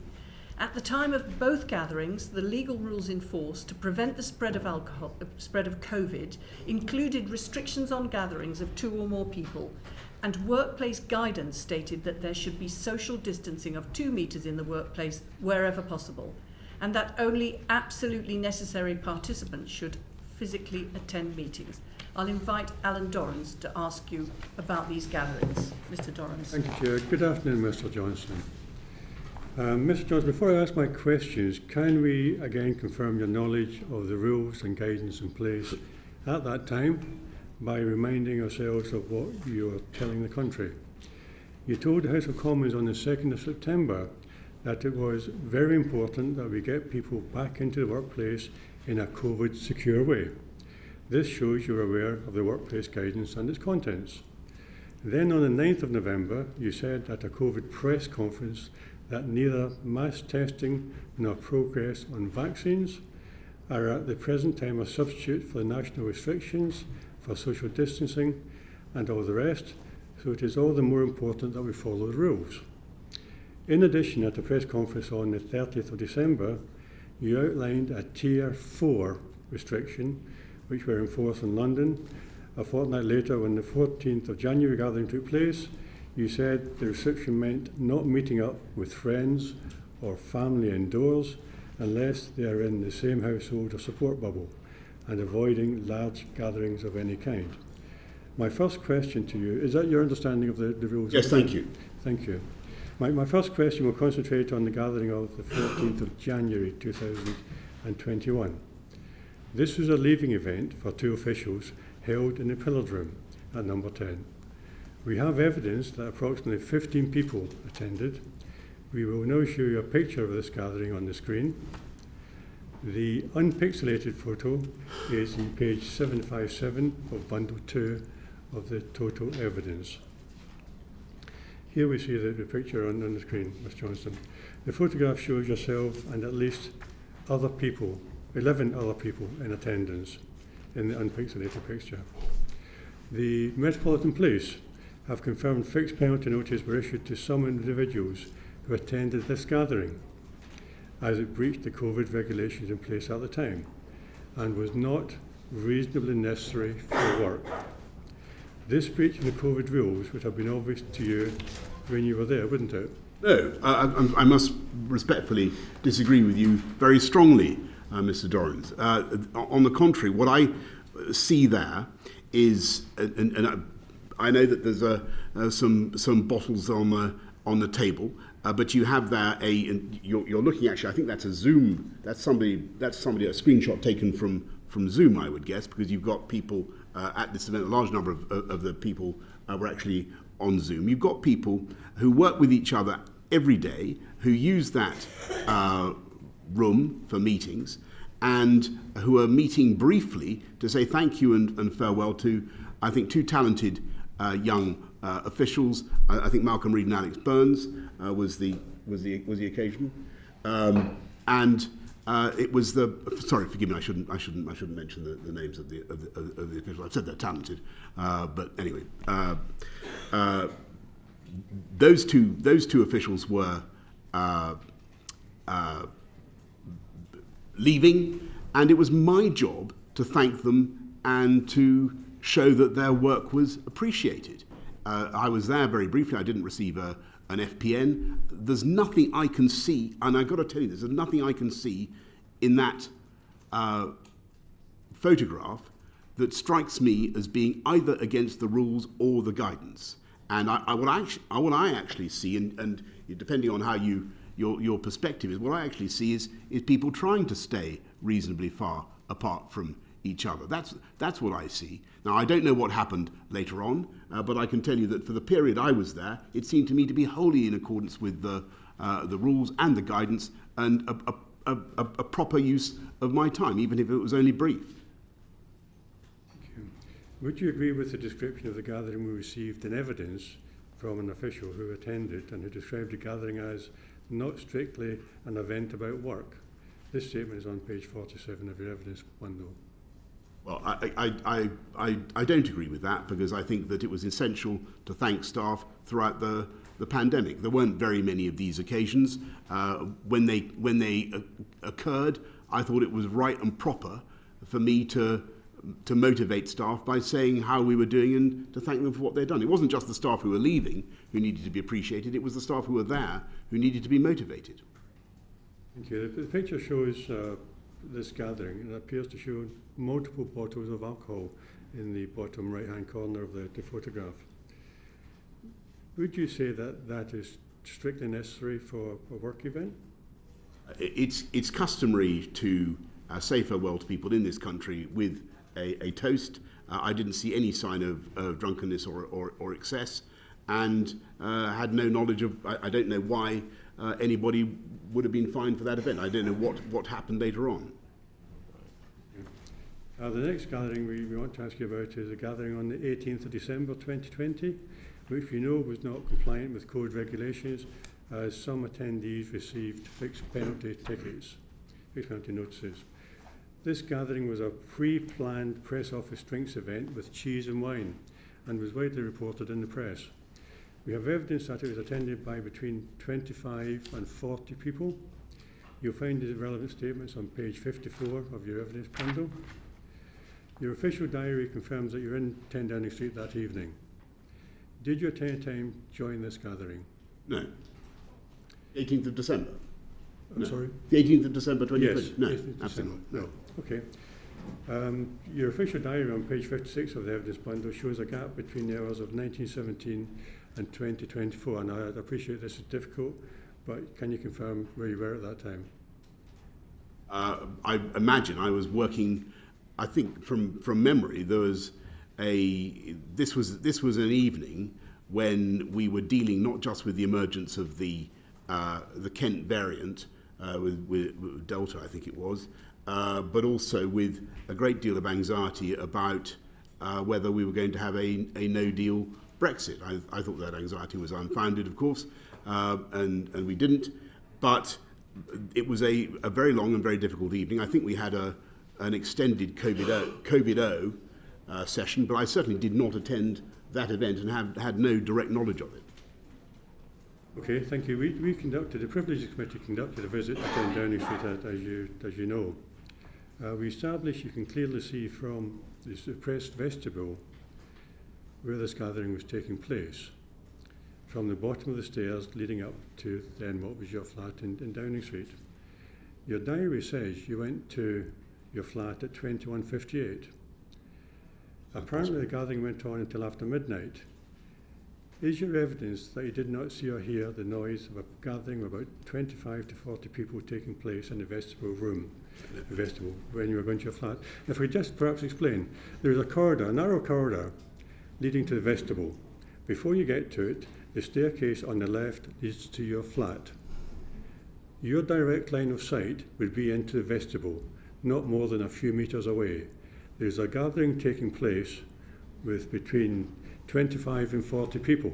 You had clear direct line of sight of that room.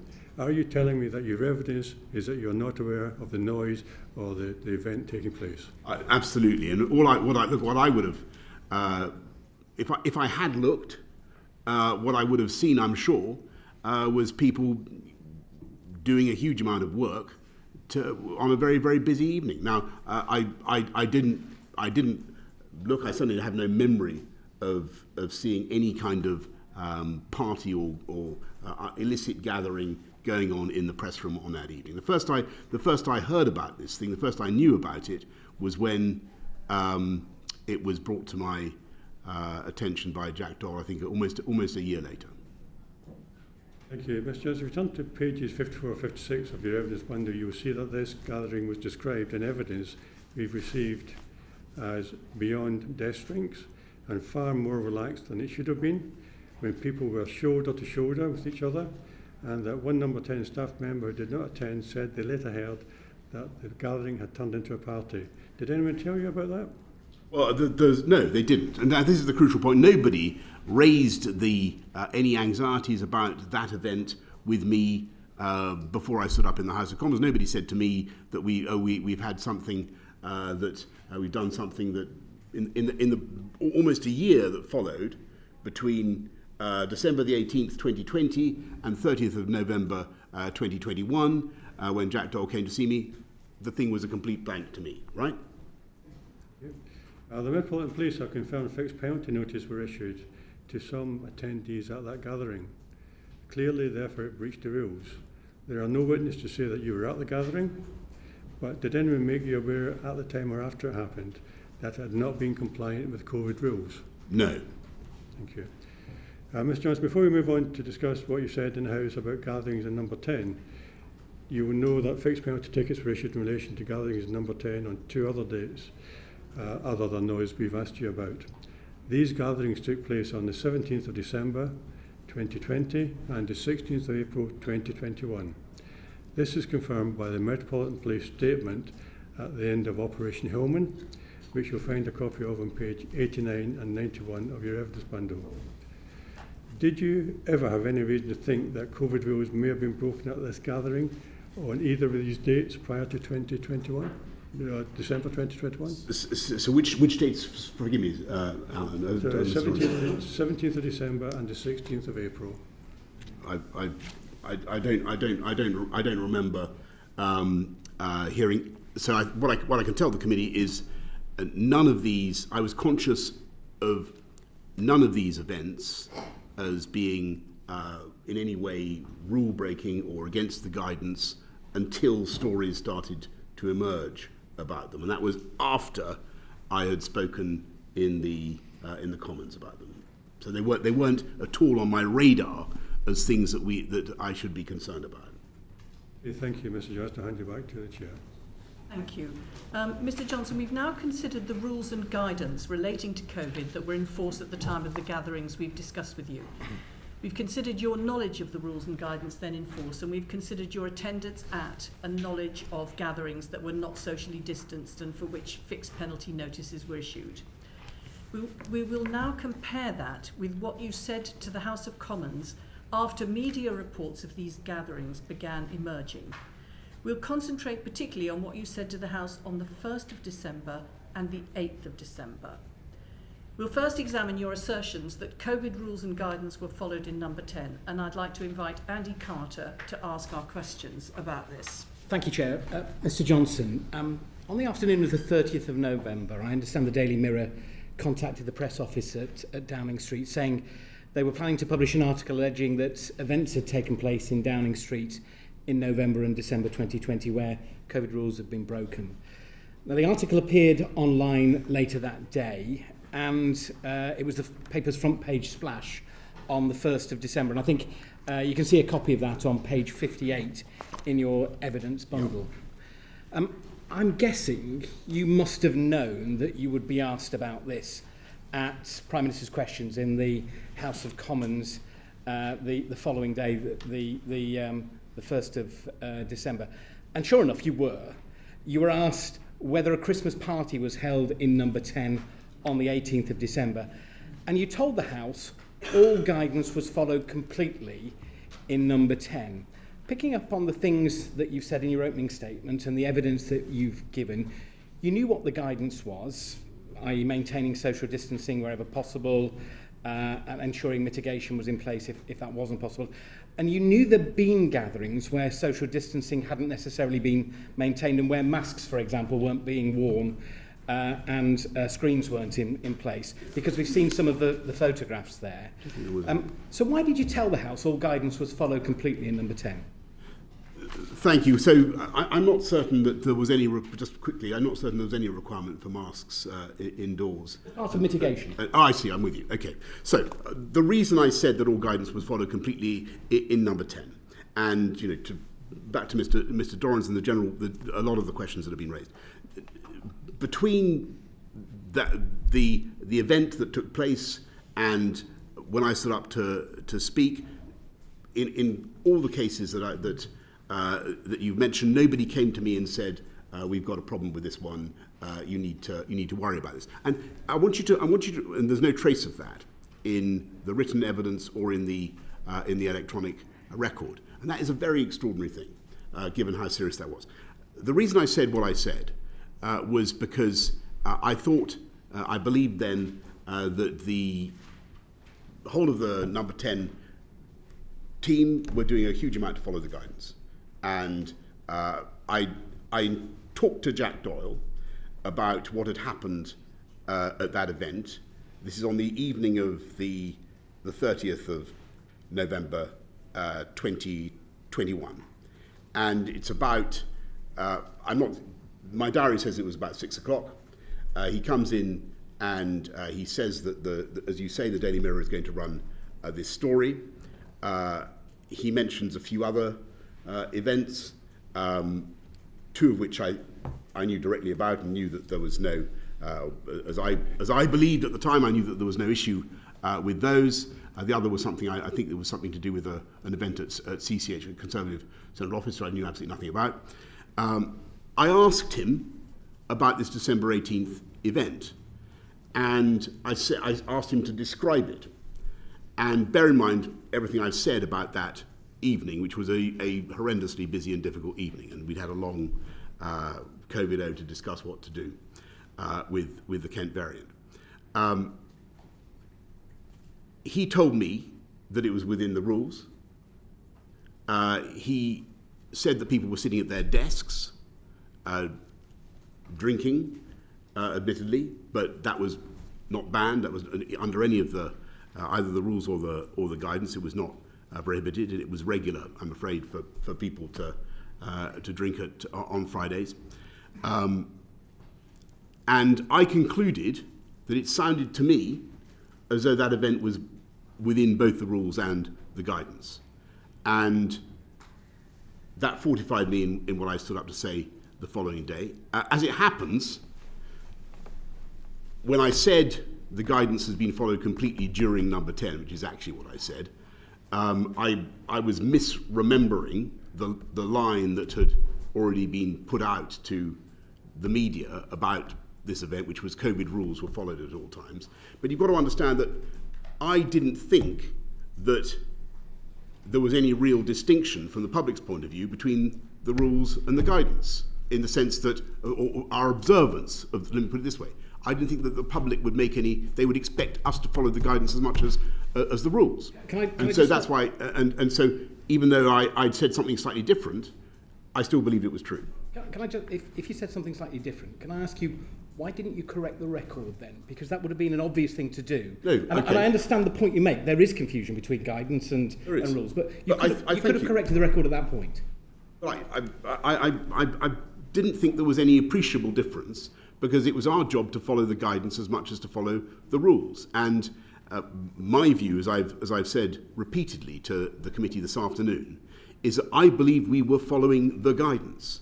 And in spite of the pictures that we've all looked at, which seem to show a lack of perfect social distancing, I believe that what we were doing was in conformity with the rules, certainly was for the period I was there, and I believe that the behaviour was reasonable given the constraints of the building, and therefore in accordance with the guidance. So that's what I said. What I said. I know you didn't attend the gathering on the 18th of December. You've just been very clear about that. But you had attended some of the other gatherings that we've talked about. And you've just said that you asked Mr. Kane, about the gathering on the 18th. So why didn't you tell the House at that point, when you were asked, that there were some of the gatherings in number 10? I told, so it was Jack Doyle. I'm sorry, Jack Doyle. But because, and this goes to the heart of what we're trying to establish, I didn't think that those events were an issue. Nobody had previously raised them with me as being things that I ought to be concerned about.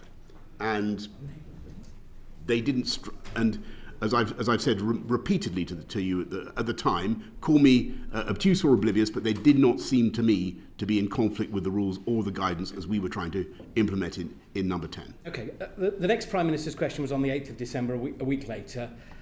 I think it probably would have been fair to say that you would have guessed that the topic would have been brought up again by the Leader of the Opposition, because the previous evening ITV had published a video of a mock press conference where number 10 staff were seemingly joking about the gatherings on the 18th of December.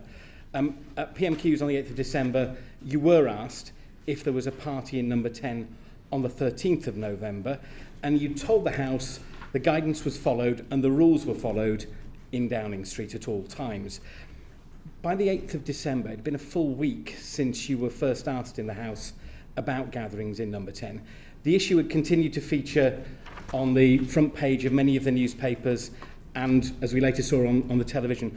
What did you do in that week to prepare for any further questions about gatherings, to decide whether you needed to correct your previous statement that the guidance had been followed and whether you should reaffirm it? Well, I did, as the committee knows, I did the most obvious thing, which was when the Allegra video emerged on the evening of, I think, the 7th of December. I decided that I was getting conflicting information about what had happened at this gathering on the 18th of December. I was troubled by that. I hadn't been at the thing. I was relying on what I thought were the honest and well-intentioned descriptions of this from my trusted advisors, but clearly there was a difference of opinion. So I commissioned the Cabinet Secretary to conduct an inquiry. That's the most important thing that I did. By the end of that Prime Minister's questions on the 8th of December, you've been asked, I think, multiple times about the issue of gatherings in Downing Street, but at no point did you tell the House that you knew that there had been gatherings that you had attended, in particular the 5 we've raised with you. Why did you fail to tell the House on the 8th of December that there were gatherings that you'd attended? But Mr. Carter, you've got to understand that in my mind at the time, these did not seem to me to be improper or offensive events. So they weren't in my consciousness because You thought they were I thought they were work events, as I said to the House when we came to discuss the May 20th event, and I came to the House to explain. I made it very clear that I thought that was a work event, and indeed I still do. Having told the House on the 8th of December that the guidance was followed and the rules were followed at all times in Downing Street, you then reiterated this the following month. You told the House at Prime Minister's questions on January the 12th, I believe that the events in question were within the guidance and were within the rules. You knew what the rules and guidance were, and you personally attended at least 4 gatherings, those of the 20th of May, the 19th of June, the 13th of November, and the 14th of January 2021, for which fixed penalty notices were issued to attendees, which hadn't been compliant with the rules, and at which breaches of the rules and guidance must have been obvious to you because you were there and you saw... So the only FPN that I received was for the event that we've been over in some detail, which was the event in the Cabinet Room. And I think that even this committee, I venture to suggest, might concede that had they been in my shoes at that event, it might not have occurred even to them that this was an event that was against either the rules or the guidance. It certainly didn't occur to me. It didn't occur to the then Chancellor of the Exchequer. It didn't occur to the Media Department. We briefed it out. That was the only event for which I received an FPN. All the other events, for the period I was there, I can only conclude were deemed by the Met to be not rule-breaking events because I wasn't issued with an FPN. Therefore, you have 2 sets of events. The one for which I received an FPN, which boggled my mind because I couldn't understand why I got it, and the others where I wasn't aware of rule breaking at the time and believed we were following the guidance. So there was nothing I could say to the House on that score. If you turn to page 61 of the evidence bundle, you can see a statement there from the then Principal Private Secretary Martin Reynolds. in which he says that he directly questioned with you whether it was realistic to argue that guidance had been followed at all times in number 10. Do you accept that you were advised not to say guidance was followed at all times in number 10, and yet you told the House that it was on the 8th of December and the 12th of January? No, so there's a couple of important points. It is absolutely true that Martin Reynolds was cautious about what I should say in the House on the 8th of December, because we'd already begun the process of the inquiry. We were looking at the December the 18th event. I had received assurances about the rules on December the 18th, but I hadn't received assurances about the guidance. What Martin was trying to get at, if you look at his what he says, it's clear. He's talking about social distancing and whether it was whether we had maintained social distancing within number 10, and whether that would be whether we had maintained perfect social distancing within number 10. And if you look at paragraph, hang on a second. Martin makes it clear that he thinks that the nature of the working environment in number 10 might make it difficult to claim that full social distancing was observed. So, forgive me, Chair. Just suspend while the bell's ringing. We don't need to vote, but sorry, Okay, continue. can I just, it's again. a very, very important point, because this goes to the heart of, I think, the confusion. And what we're in his comments to me, Martin is talking about whether or not we observed perfect social distancing. He is not saying that we did not observe the guidance. And I can prove that if you just reflect for a second on what it would mean if he had said that throughout the pandemic we were not observing the guidance. He didn't mean that. He and I were responsible for making sure that we were observing the guidance to the best of our ability. If you'd asked Simon Case or any of the senior officials, were we following put it the other way around, were you flouting the guidance in number 10? They'd have said no. We were following the guidance, but with mitigations and with social distancing where possible, as specified in the guidance. On reflection, and given that Mr. Reynolds says that you agreed to delete the reference to guidance, do you wish you'd have corrected the record at that point?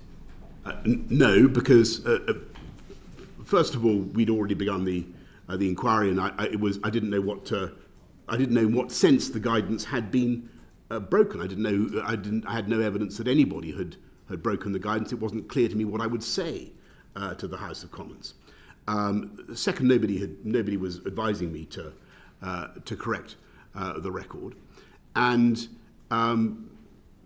Martin and I, as I've tried to explain, we're talking about two different things. I was talking about the totality of following the guidance. He was talking about maintaining perfect social distancing. The advice that he was giving me was in relation to a statement that I was making about the December the 18th event and about the reassurances I had received. And it was true to say that I'd received reassurances about that event as far as the rules went, but it was also true to say that nobody had explicitly reassured me about the guidance, and he thought it prudent to take out the reference to the guidance. It is true, as you just said, Mr. Carter, that I then went on to, later in PMQs, to talk to Catherine West. I don't know whether it was going to come to this point, but she asked a question, and as you've said, I said that she asked a question about whether there had been a party on November the 13th. I said no, but I was sure that the rules and guidance had been observed. I said no, but whatever happened, I was sure that the rules and guidance had been observed at all times. And I said that with confidence because I knew about the events she was talking about on November the 13th and had my own personal reasons to believe that that was true. In your written statement to us, paragraph 81.2, you say you don't believe that perfect compliance with social distancing was required by the guidance. If you believe this, why did you not make it clear when you told the House that the guidance was followed at all times? Well, that's a very good question, Mr. Carter, and perhaps it would have been, perhaps it would have, as I think Sir Bernard said earlier on, perhaps if I'd elucidated more clearly what I meant and what I felt and believed about following the guidance, that would have helped. Probably final question. Paragraph 28 of your submission. You quote an excerpt from the workplace guidance which says, where the social distancing guidelines cannot be followed in full in relation to a particular activity, business should consider whether that activity needs to continue for the business to operate. And if so, take all the mitigating actions possible to reduce the risk of transmission. Are you saying you thought these gatherings were so critical to the function of government that it was permissible to hold them even if they couldn't be socially distant? The short answer is yes. I thought that it was essential to thank staff for their work. I think that even though the pictures seem to show festive events, I think that our efforts, even in those pictures, are being made to do social distancing. And what I saw, what I had in my head when I was talking to the House of Commons was a memory, a strong memory of people over a long period doing everything they could to stop the spread of disease within the building. And just so we're clear, at those events in the vestibule, the first pictures we saw, what mitigations were put in place that were required by the guidance? So I've listed some of them, but we avoided physical contact. We didn't, for instance, as the guidance says, we didn't touch each other's pens. We didn't pass stuff to each other if we could possibly avoid it. We kept.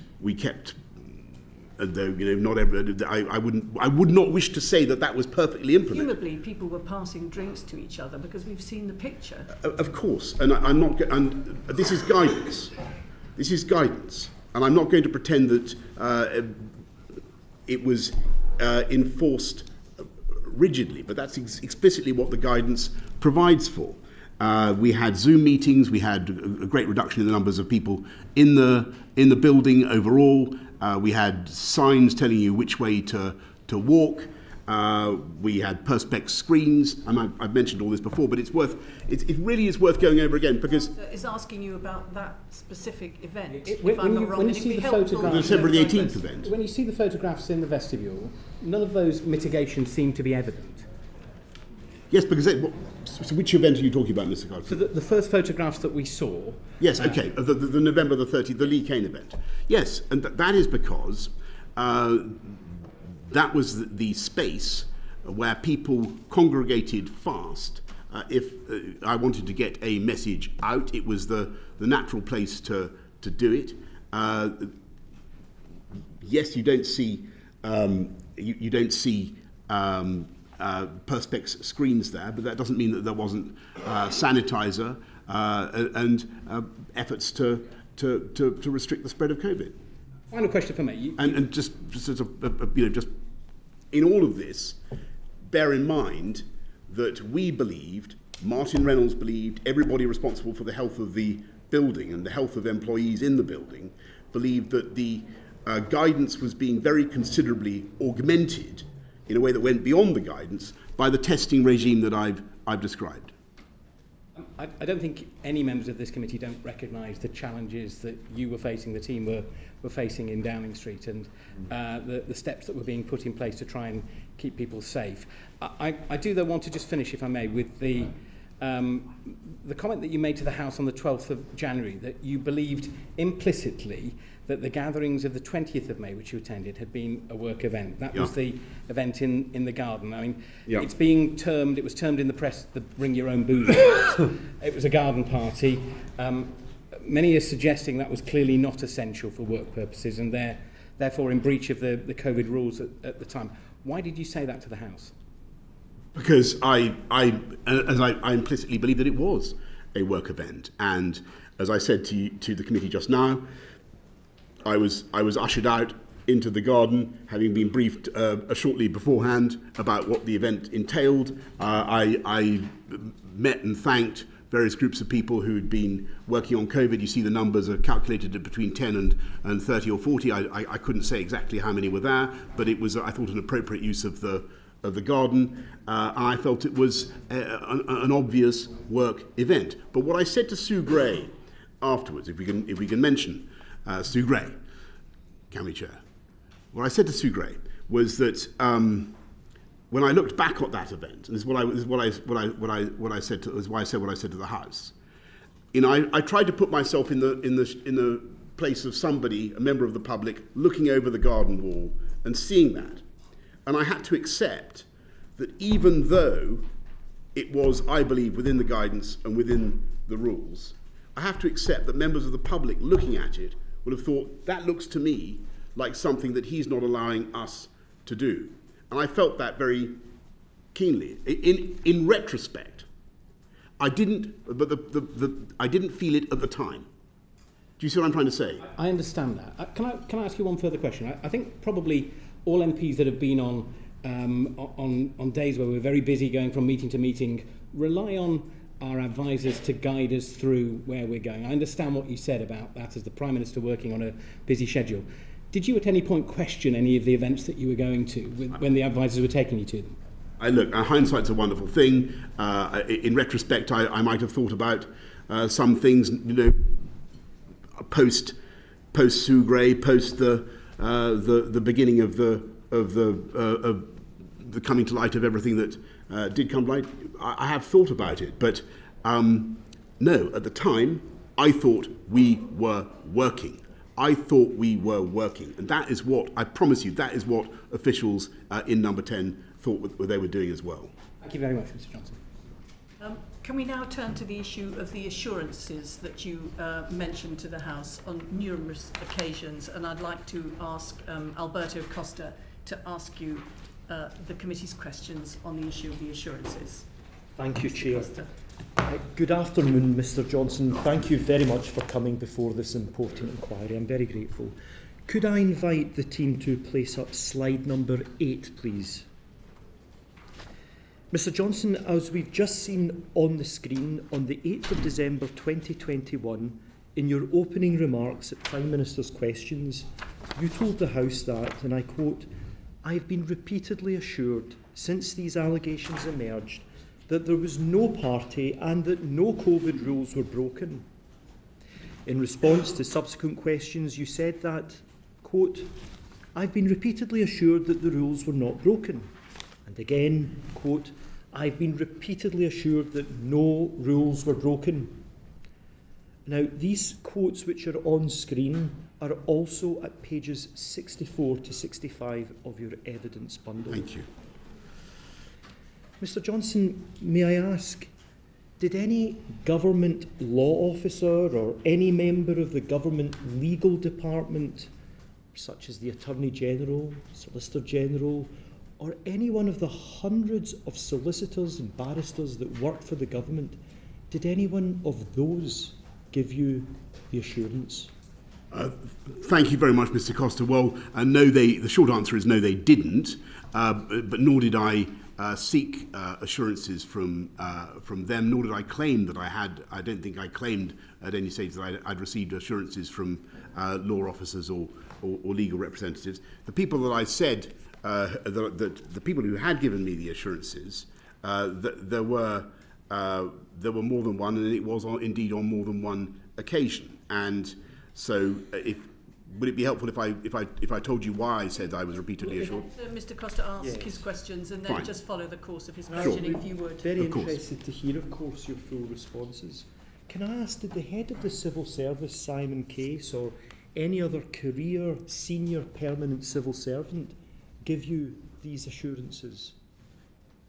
Well, it follows from I think from Martin Reynolds' evidence that he thought that the rules had not been broken.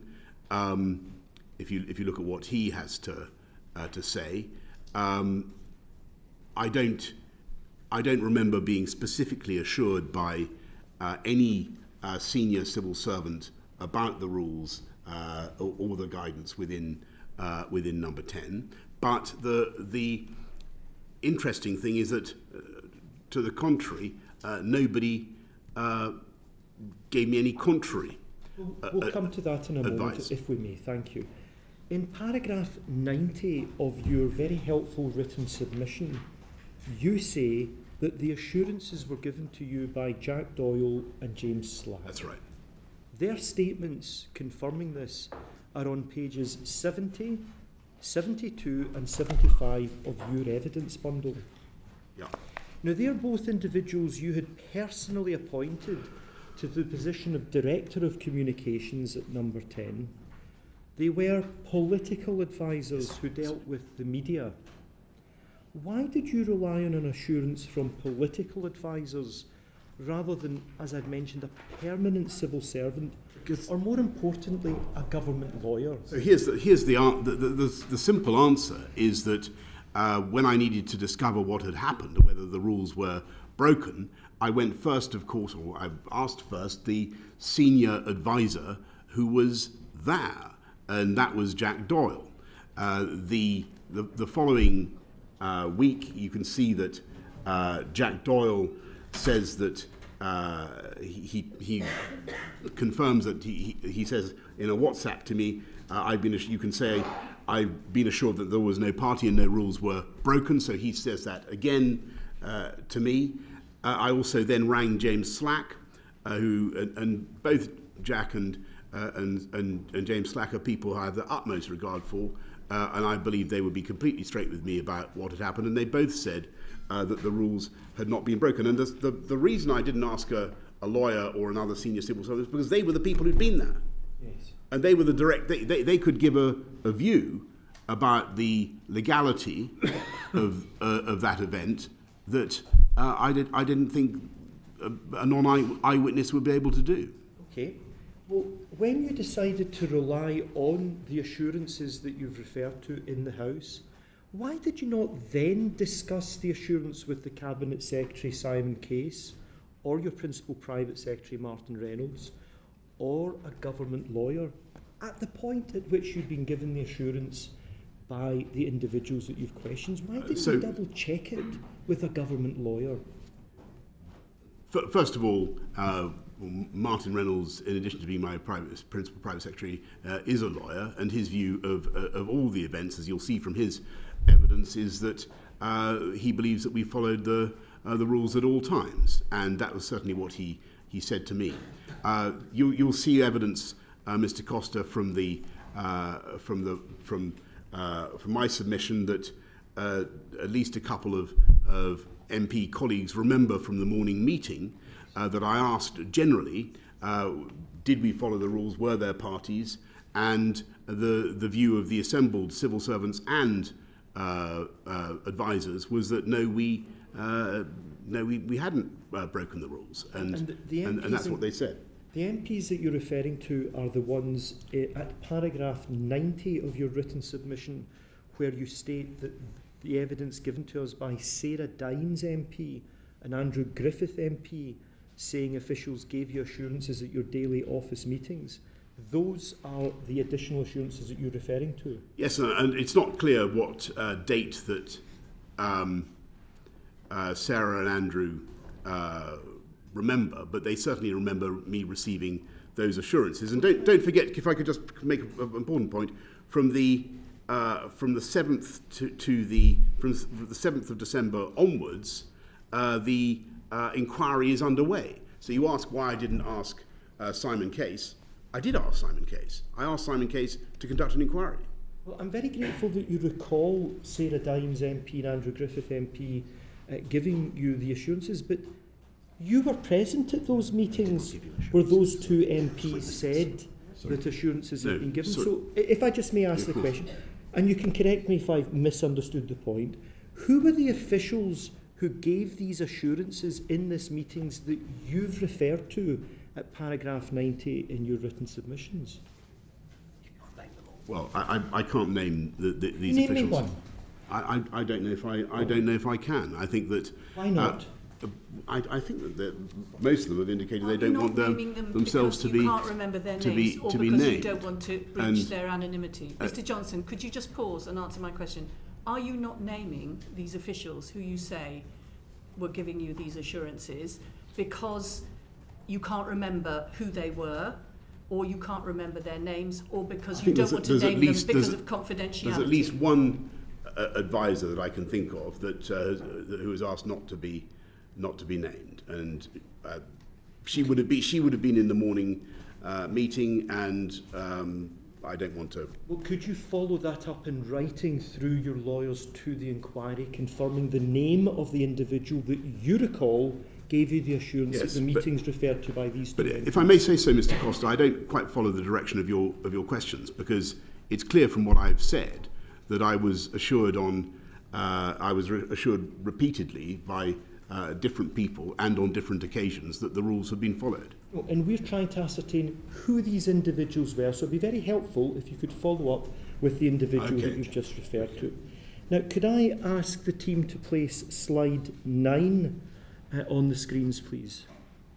Now, slide 9 refers to a comment made by Mr. Doyle, and that will also be found at page 74 of the bundle. Mr. Doyle is asked a question: was there a discussion in this meeting, the meeting of the 8th of December 2021, whether COVID guidance was adhered to at all times? And Mr. Doyle states, quote, "I did not advise the Prime Minister to say this, no." So Mr. Doyle says he did not discuss with you whether any gatherings had been compliant with COVID guidance. Is it correct that you received no assurances that the gathering of 18th December 2020 or any other gatherings were compliant with COVID guidance? Yes, as opposed to the rules? It's correct to say that I did not, as far as I can remember. I didn't receive direct assurances about the December the 18th event, about the guidance. But until Martin Reynolds made his point to me on the morning of the 8th, nobody had said to me anything adverse about our following of the guidance. And it was my impression, from what we were doing, from my lived experience in Number 10, that we were. I'd like to ascertain about assurances that you've been given. So I'm giving you the answer. So let me carry on, if I may, Mr. Johnson. Can I ask you to turn to pages 70 and 73 of your evidence bundle, and you'll see excerpts from Mr. Doyle's signed witness submission. Now, Mr. Doyle says, and I quote, "The lines that were drafted for the Mirror," that's the Daily Mirror, "it became the basis of Mr. Johnson's lines to take in Prime Minister's questions on the 1st of December 2021, end quote. He also says, in relation to a conversation he had with you on the 30th of November, quote, "I said that we have had an inquiry from the Daily Mirror." He said, "What is our line?" End quote. Page 76 of your evidence bundle shows the line sent to the Mirror was, quote, "COVID rules were followed at all times," end quote. So that line, Mr. Johnson, the assurance that you relied on in the House of Commons on the 8th of December, was initially developed as no more than a media line to hold at bay press inquiries, wasn't it? Yes, but I don't see any great vice in that. And I think we have to be absolutely realistic about how government is carried on. And if a minister cannot rely on the advice of senior and trusted officials when you have to get a huge amount of business done, then it would be impossible for government to carry on. Could I ask you to, you've acknowledged that it was developed as a media line to hold at bay the press inquiries. So I think we need to hear from Mr. Costa his next question. Thank you, Chair.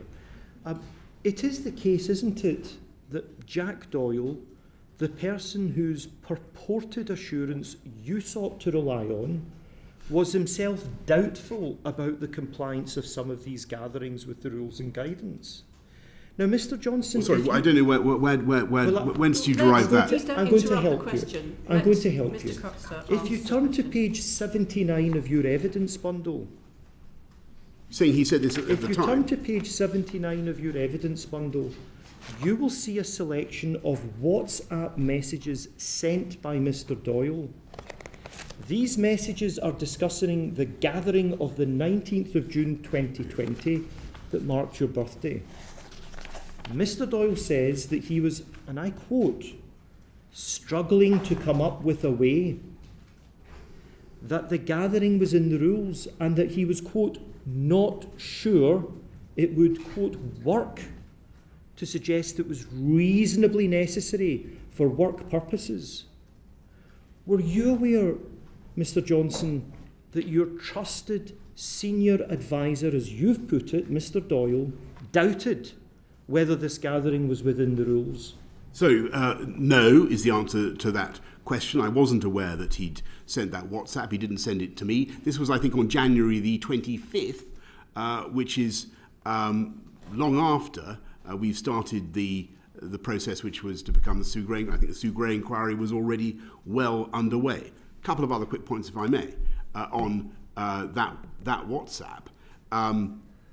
Jack was not at that event on the 19th of June 2020.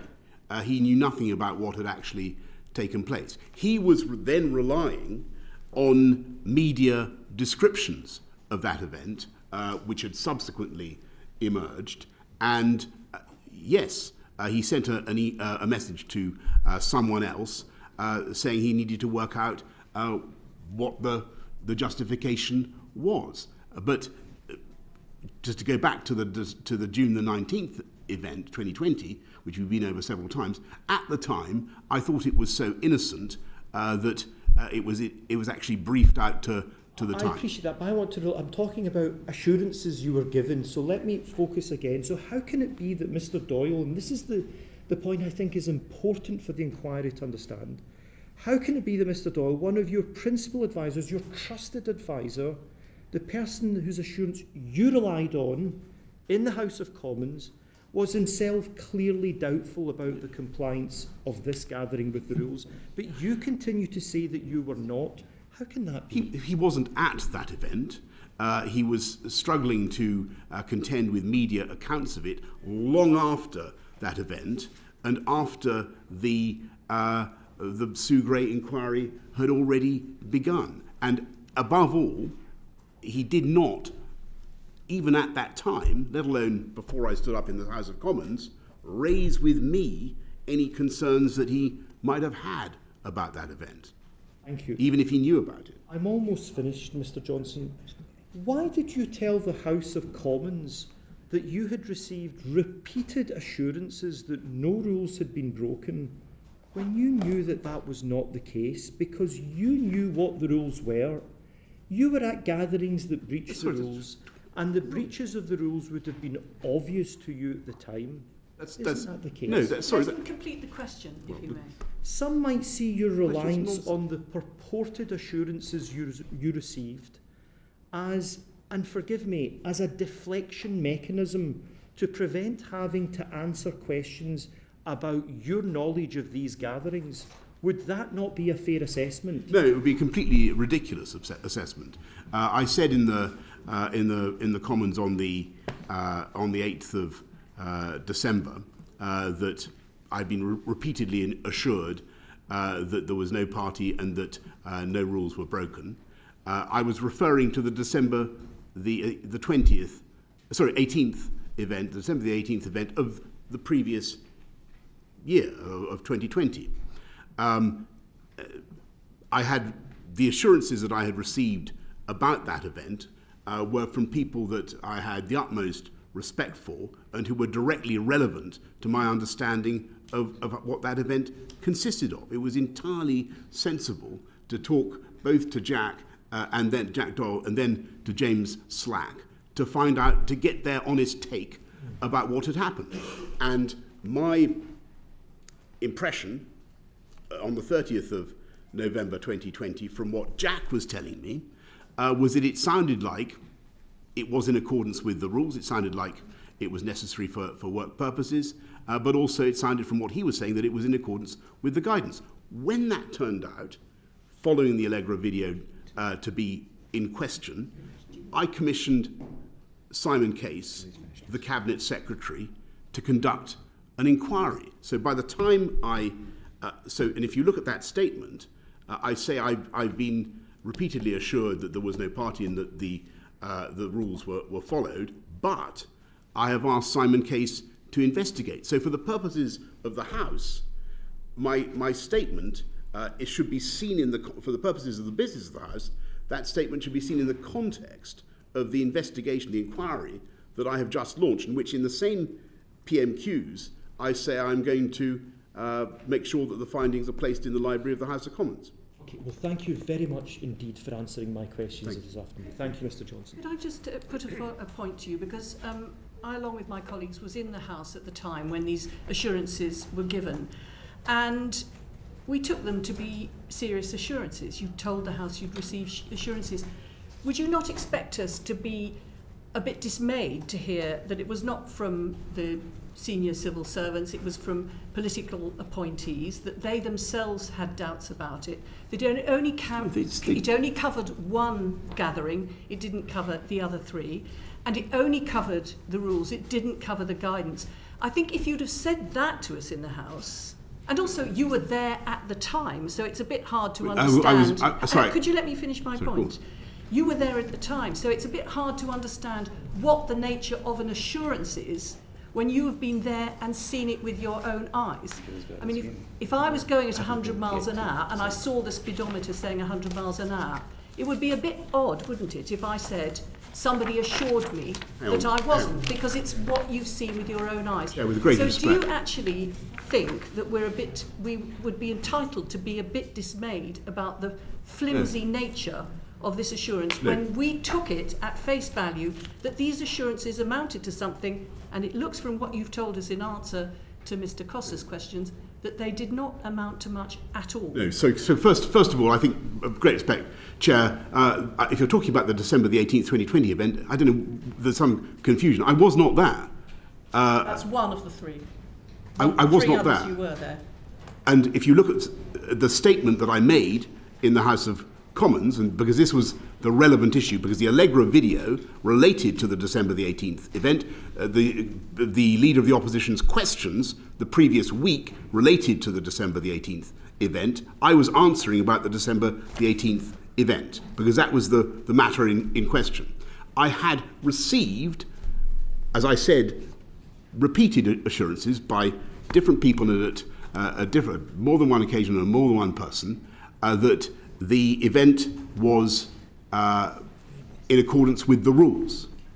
And I had that both from, as I said, Jack Doyle and James Slack. Now, the question that I think the committee is trying to unpick is that a good enough assurance? Is it good enough to rely on the Director of Communications and the former Director of Communications about one event, no matter how eminent they may be? And I think the answer is yes. He himself had doubts. I think, no, sorry, forgive me. He offered, that's not correct, Chair. The Director of Communications, Jack Doyle, did not say at the time that he briefed me about the December the 18th event that he had doubts about whether the guidance was followed. He did have doubts. Can I just ask... Sorry, Where's your evidence for that? It's in the WhatsApp. Sir Bernard is going to continue this question. Sorry, can I just say, he did not express those doubts to me. He did not express those doubts to me. He had doubts. The person whose assurances you were relying on only gave assurances in relation to one gathering, not the others. Only gave assurances of the rules, not about COVID. It was a line. Chair, I was being asked about the one gathering. The Leader of the Opposition, you played his clip just now. That was, everybody saw it. He was asking about, he said, was there a party in which loads of people came to a Christmas party in Downing Street last year? That was the question. That was then, when I said that the guidance was followed completely at all times, that was then called into question by what Allegra Stratton had to say. So we immediately instituted the inquiry by by Simon Case, but that remained the point at issue. The point at issue was what had happened on December the 18th. And really, if the committee is going to say that I can't rely on the advice of senior people like Jack Doll and James Slack, who had the advantage of actually being there, then it's really going to make it very difficult for government to be carried on. Mr. Johnson, just 2 points arising from, when you're ready, 2 points arising from the recent questions and answers. First of all, on the question of Sarah Dine's statement of evidence, where she mentions that either on the 1st of December or the 8th of December, she recalls, are you asking, we did follow the rules at all times, didn't we? And this is in your paragraph 90 of your submission. And I recall more than one person in the room said, yes, of course. And she says, I'm not certain who the people were, but I am, and I quote, I'm 90% sure one of them was Simon Case, the Cabinet Secretary. The difficulty we have with that evidence is in the sworn statement from Simon Case, which I'm afraid is not in the call bundle, but it's on page 33. It's on 791 and 792 of the general bundle, and don't waste time fumbling for it because I will explain. He's asked about both these meetings, and he makes it clear that there was no was there discussion in the meeting of the following points, and if so, what were the details of that discussion? He says, I do not believe any of these topics were discussed at the meeting. And he's asked a general question on 793, are you aware of any other meeting where Mr. Johnson was present where the points listed in parts E and F were discussed, and that's whether there was any discussion about compliance with the guidance and rules? And he says no. So we have a difficulty giving any credibility to the evidence we've received from Sarah Dines, albeit I'm sure she gave that evidence in good faith. Then there's the question of your reliance on, I mean, have you got anything to say about that? I should give you the opportunity. Well, I think if you're going to question her evidence, then you need to hear it from her. I can't comment on her. I can't comment on her evidence. I can't comment on what Simon Case has said. What I do remember are general affirmation from colleagues that it was the line I was about to use in PMQs that about the rules being followed was supported. But do you remember Simon Case saying? Frankly, yes, I don't. But it's, I'm not questioning. But you should ask him. I'm not questioning the veracity. We're asking you because you were there. I'm not questioning the veracity of her statement as she believes it, because she is quite open. She says she's only 90% sure. She's not sure. But I wasn't relying for what I said on the Cabinet Secretary. If you think it's terribly important that we interrogate Sarah Dines, we will consider. No, I don't think. I don't. I think it's probably totally irrelevant. I think that the key point is that when I said that I'd had repeated assurances, I was not. I never claimed that I had one of those people giving me those assurances was Simon Case. Okay, but there's another more general point. You say, I see no great vice in that is relying on the assurance of Mr. Doyle, who was an appointed political advisor, not a professional civil servant, not an impartial... Like Sue Gray. Well, we're not relying on Sue Gray's evidence in this inquiry. The obligation not to mislead Parliament is a very serious obligation on any member of Parliament, let alone a minister. And it requires the MP or the minister to take due care, doesn't it? Yes. Yes. So I have to say, if I was accused of law breaking and I had to give undertakings to the House of Commons, of all places, that I had not broken the law, I would want the advice of a lawyer. I would want the advice of somebody really independent and capable, and you didn't ask the Cabinet Secretary. Can I interrupt you for 10 seconds? Yes. I wasn't accused of law breaking. I was asked to say what had gone on at a party or an event but if I was asked to in the media room on the 18th of December 2020. If I was asked to give undertakings that rules and guidance had been followed, and there was any doubt about it, there was the most thinnest scintilla of doubt about it, well, you'd want to copper plate your assurances by showing that you'd taken proper advice. Perhaps And I I can put it to you, Mr. Johnson, you did not take proper advice. Can I respond first by saying that if you look at what I said on December the 1st, you have to. It is true, as Mr. Carter said, that I had expected something like that question to come up, but actually, I thought that the leader of the opposition would not bother with that story. Okay, for his main line of that's questions. irrelevant. It is relevant. The question is, why did you not take proper advice? Sorry. The answer is quite simply that over the, and I've tried to describe what I felt about these events as they were happening. Nobody raised with me or had any concern before I stood up on December the 1st about those events. You did not ask. I asked. I did say this is complete nonsense. I mean, complete nonsense. I asked the relevant people. They were senior people. They'd been working very hard. They gave Jack Doyle gave me a clear account of what had happened. The Cabinet Secretary. How the Cabinet Secretary wasn't there? Sorry, you're wrong, because I did ask the Cabinet Secretary. And I did ask the Cabinet Secretary to conduct an inquiry on the 7th of December. Not about whether your undertakings to the House of Commons were correct. But of course that was what he was... We can move on.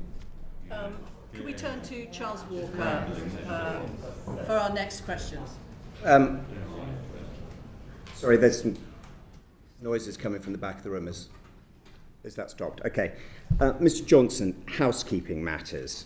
You're a parliamentarian, I'm a parliamentarian, so we do have a duty to Parliament. There's been a lot of noises of hue and cry about the legitimacy of this inquiry, which I do think we need to address. You sort of alluded to it in your opening statement. I'll just give you an example of an organisation that claims to have your interests at heart. It's called Conservative Post. In a recent article published on its website on the 12th of March, it stated, this was the headline, revealed the Privileges Committee's Great British Stitch-Up of Boris. And the sentence is, so when Labour proposed referring Boris Johnson to the Privileges Committee for misleading Parliament, many Conservative MPs didn't oppose it. Now, I just want to park that for a second and take you back about 11 months before that. On the 21st of April, when your case was referred to the Privileges Committee, the government minister, the Right Honourable Michael Ellis QC, the then Minister for the Cabinet Office and Paymaster General, said the following in winding up. The government recognised the seriousness of the issue under consideration. Let me say at the outset that the Prime Minister has always been clear that he is happy to face whatever inquiries Parliament sees fit to hold. He is happy for the House to decide how it wishes to proceed today.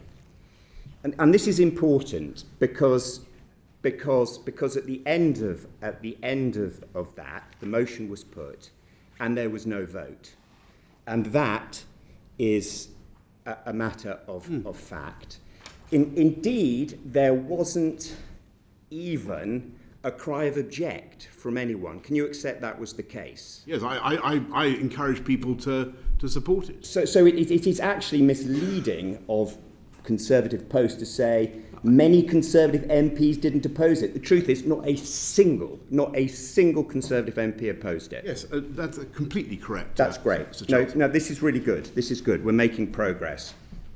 In your opening statement, you referred to the chair, the appointment of the chair. You suggest to some extent that you had concerns, but you were willing to set those concerns aside. On the 14th of June 2022, the Right Honourable Lady for Camberwell and Peckham, there was a motion to add her to the committee on the 14th of June 2022. And it went through at the end of a debate on the privatisation of Channel 4, and there were colleagues of ours in the chamber. And when the motion was put, and the Right Honourable Lady's name was mentioned, there was not a single cry of object, not one, not even from a little mouse scuttling across the floor, not a single cry of object on the 14th of June. Can you accept that as well?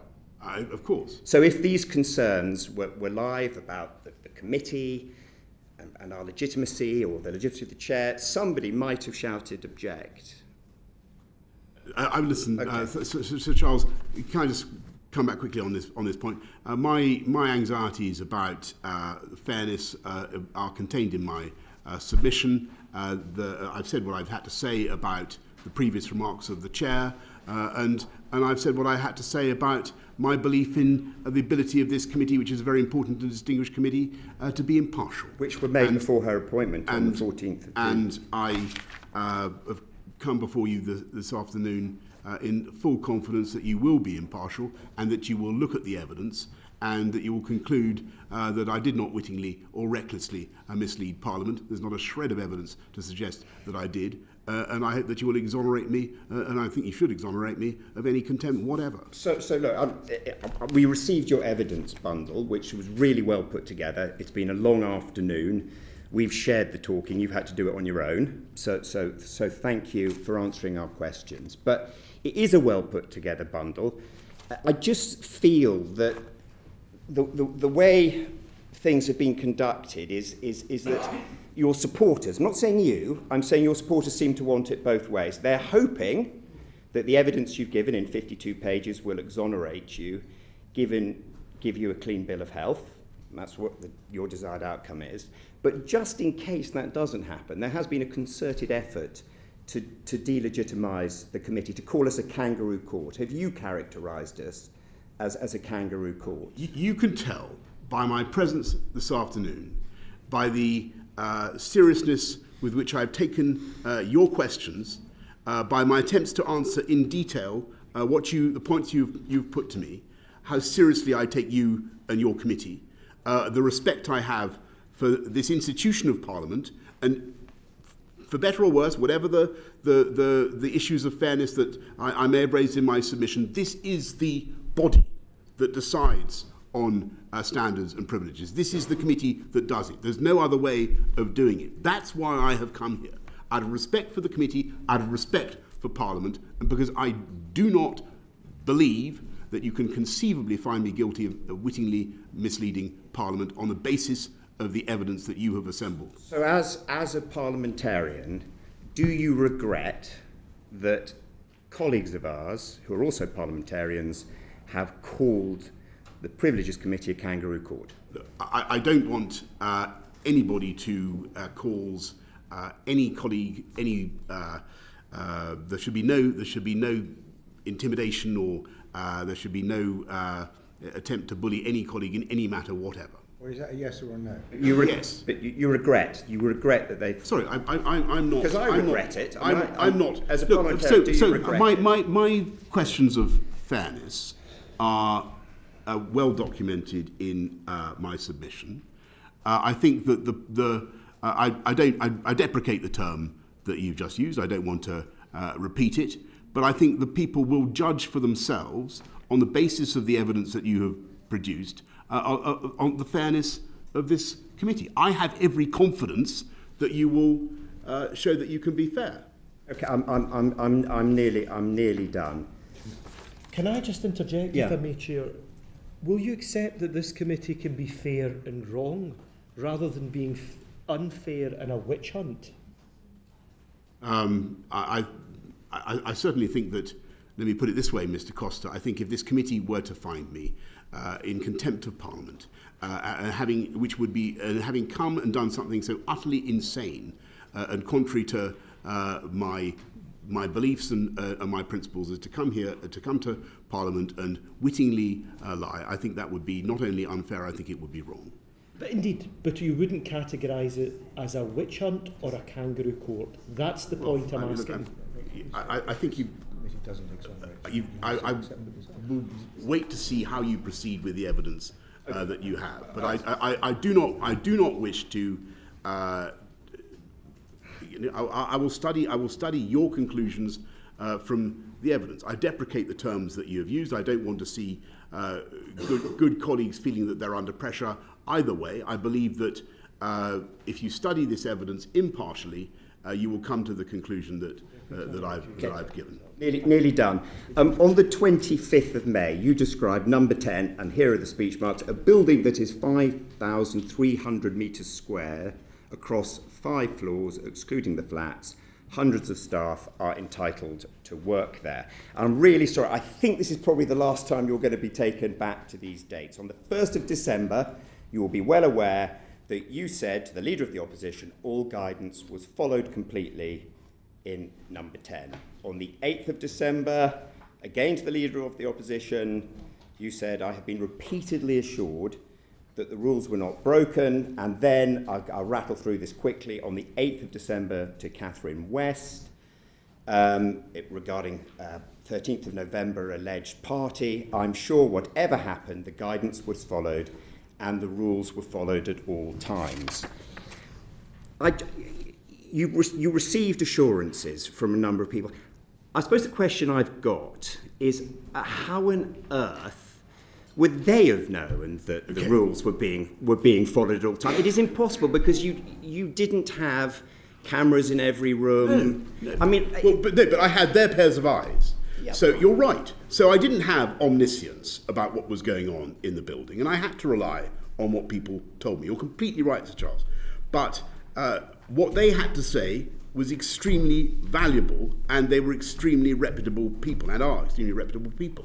And they gave a description of that event, and to get back to the point that the chair was raising, initially it was one event that was under consideration, under discussion, and I took my cue from them. So I want to say this because you worked incredibly hard.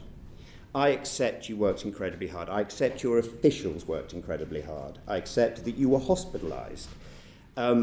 We got the vaccines out. You worked incredibly hard. I suppose what I'm left with, and I'm not sure if this helps or hinders your case, is when you look at 126 fixed penalty notices handed out to number 10, it is clear that Simon Case, Martin Reynolds, Jack Doyle, Lee Kane, James Slack, all of them really had no idea what was going on, because if they had, it is highly unlikely 126 fixed penalty notices would have been handed out. And can I just say, Sir Charles, that you put your finger on the crucial point, because if the committee thinks that I must have known, or to get back to the conversation we've had, the doctrine of obviousness, if it was obvious to me, then it would have been obvious to those other senior and distinguished people. It really wasn't. And I was very shocked to get my own FPN, and amazed, frankly, by the number of other FPNs. Clearly what happened,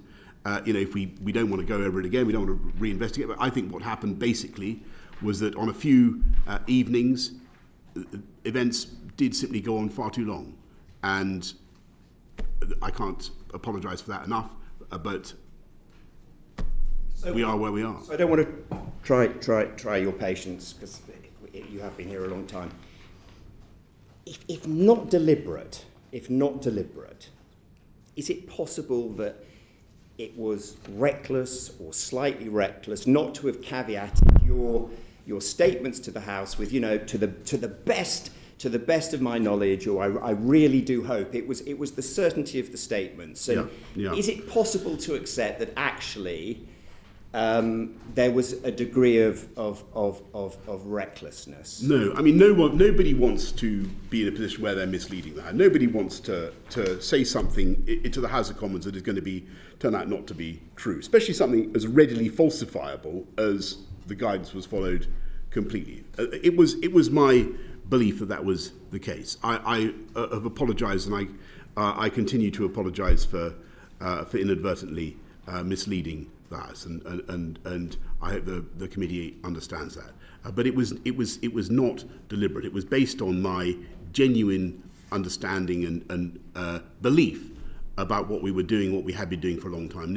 And I think that your point just now was one of the most important ones in this whole business. it wasn't obvious to me that there were problems with some events, and it wasn't obvious to the other senior people that you've described. Thank you. I just want to finally explore the question of the correcting the record issue, because there's been a lot of discussion about you having corrected the record, and I just want to explore one aspect of that and put this to you. What you said on the 25th of May 2022, you said, "I'm happy to set on the record now that when I came to this House and said in all sincerity that the rules and guidance had been followed at all times, it was what I believed to be true." And you've said that to us this afternoon. You then go on to say, "It was certainly the case that when I was present at gatherings to wish staff farewell."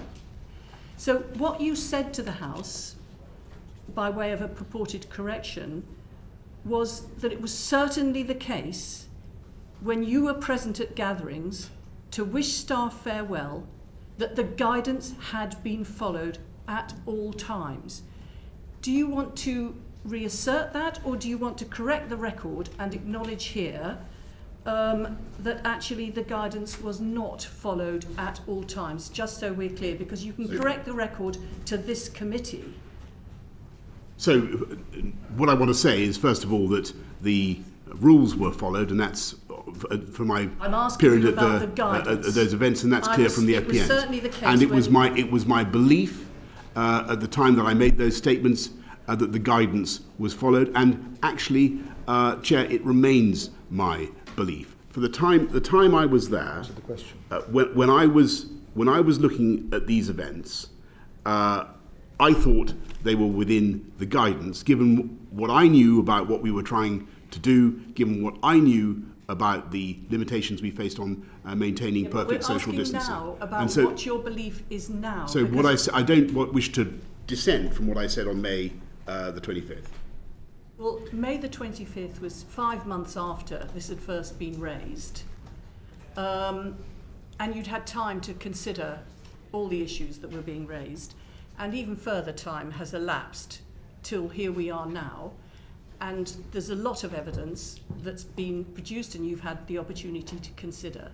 Do you still want to assert that it was certainly the case when you were present at gatherings to wish staff farewell that the guidance had been followed at all times? Do you want to assert that to this committee? I do, and what I want to make, I do, and because I see no reason to withdraw what I said on May the 25th, because at that stage, on May the 25th, I was in possession of, and I think the committee in possibly the world was in possession of all the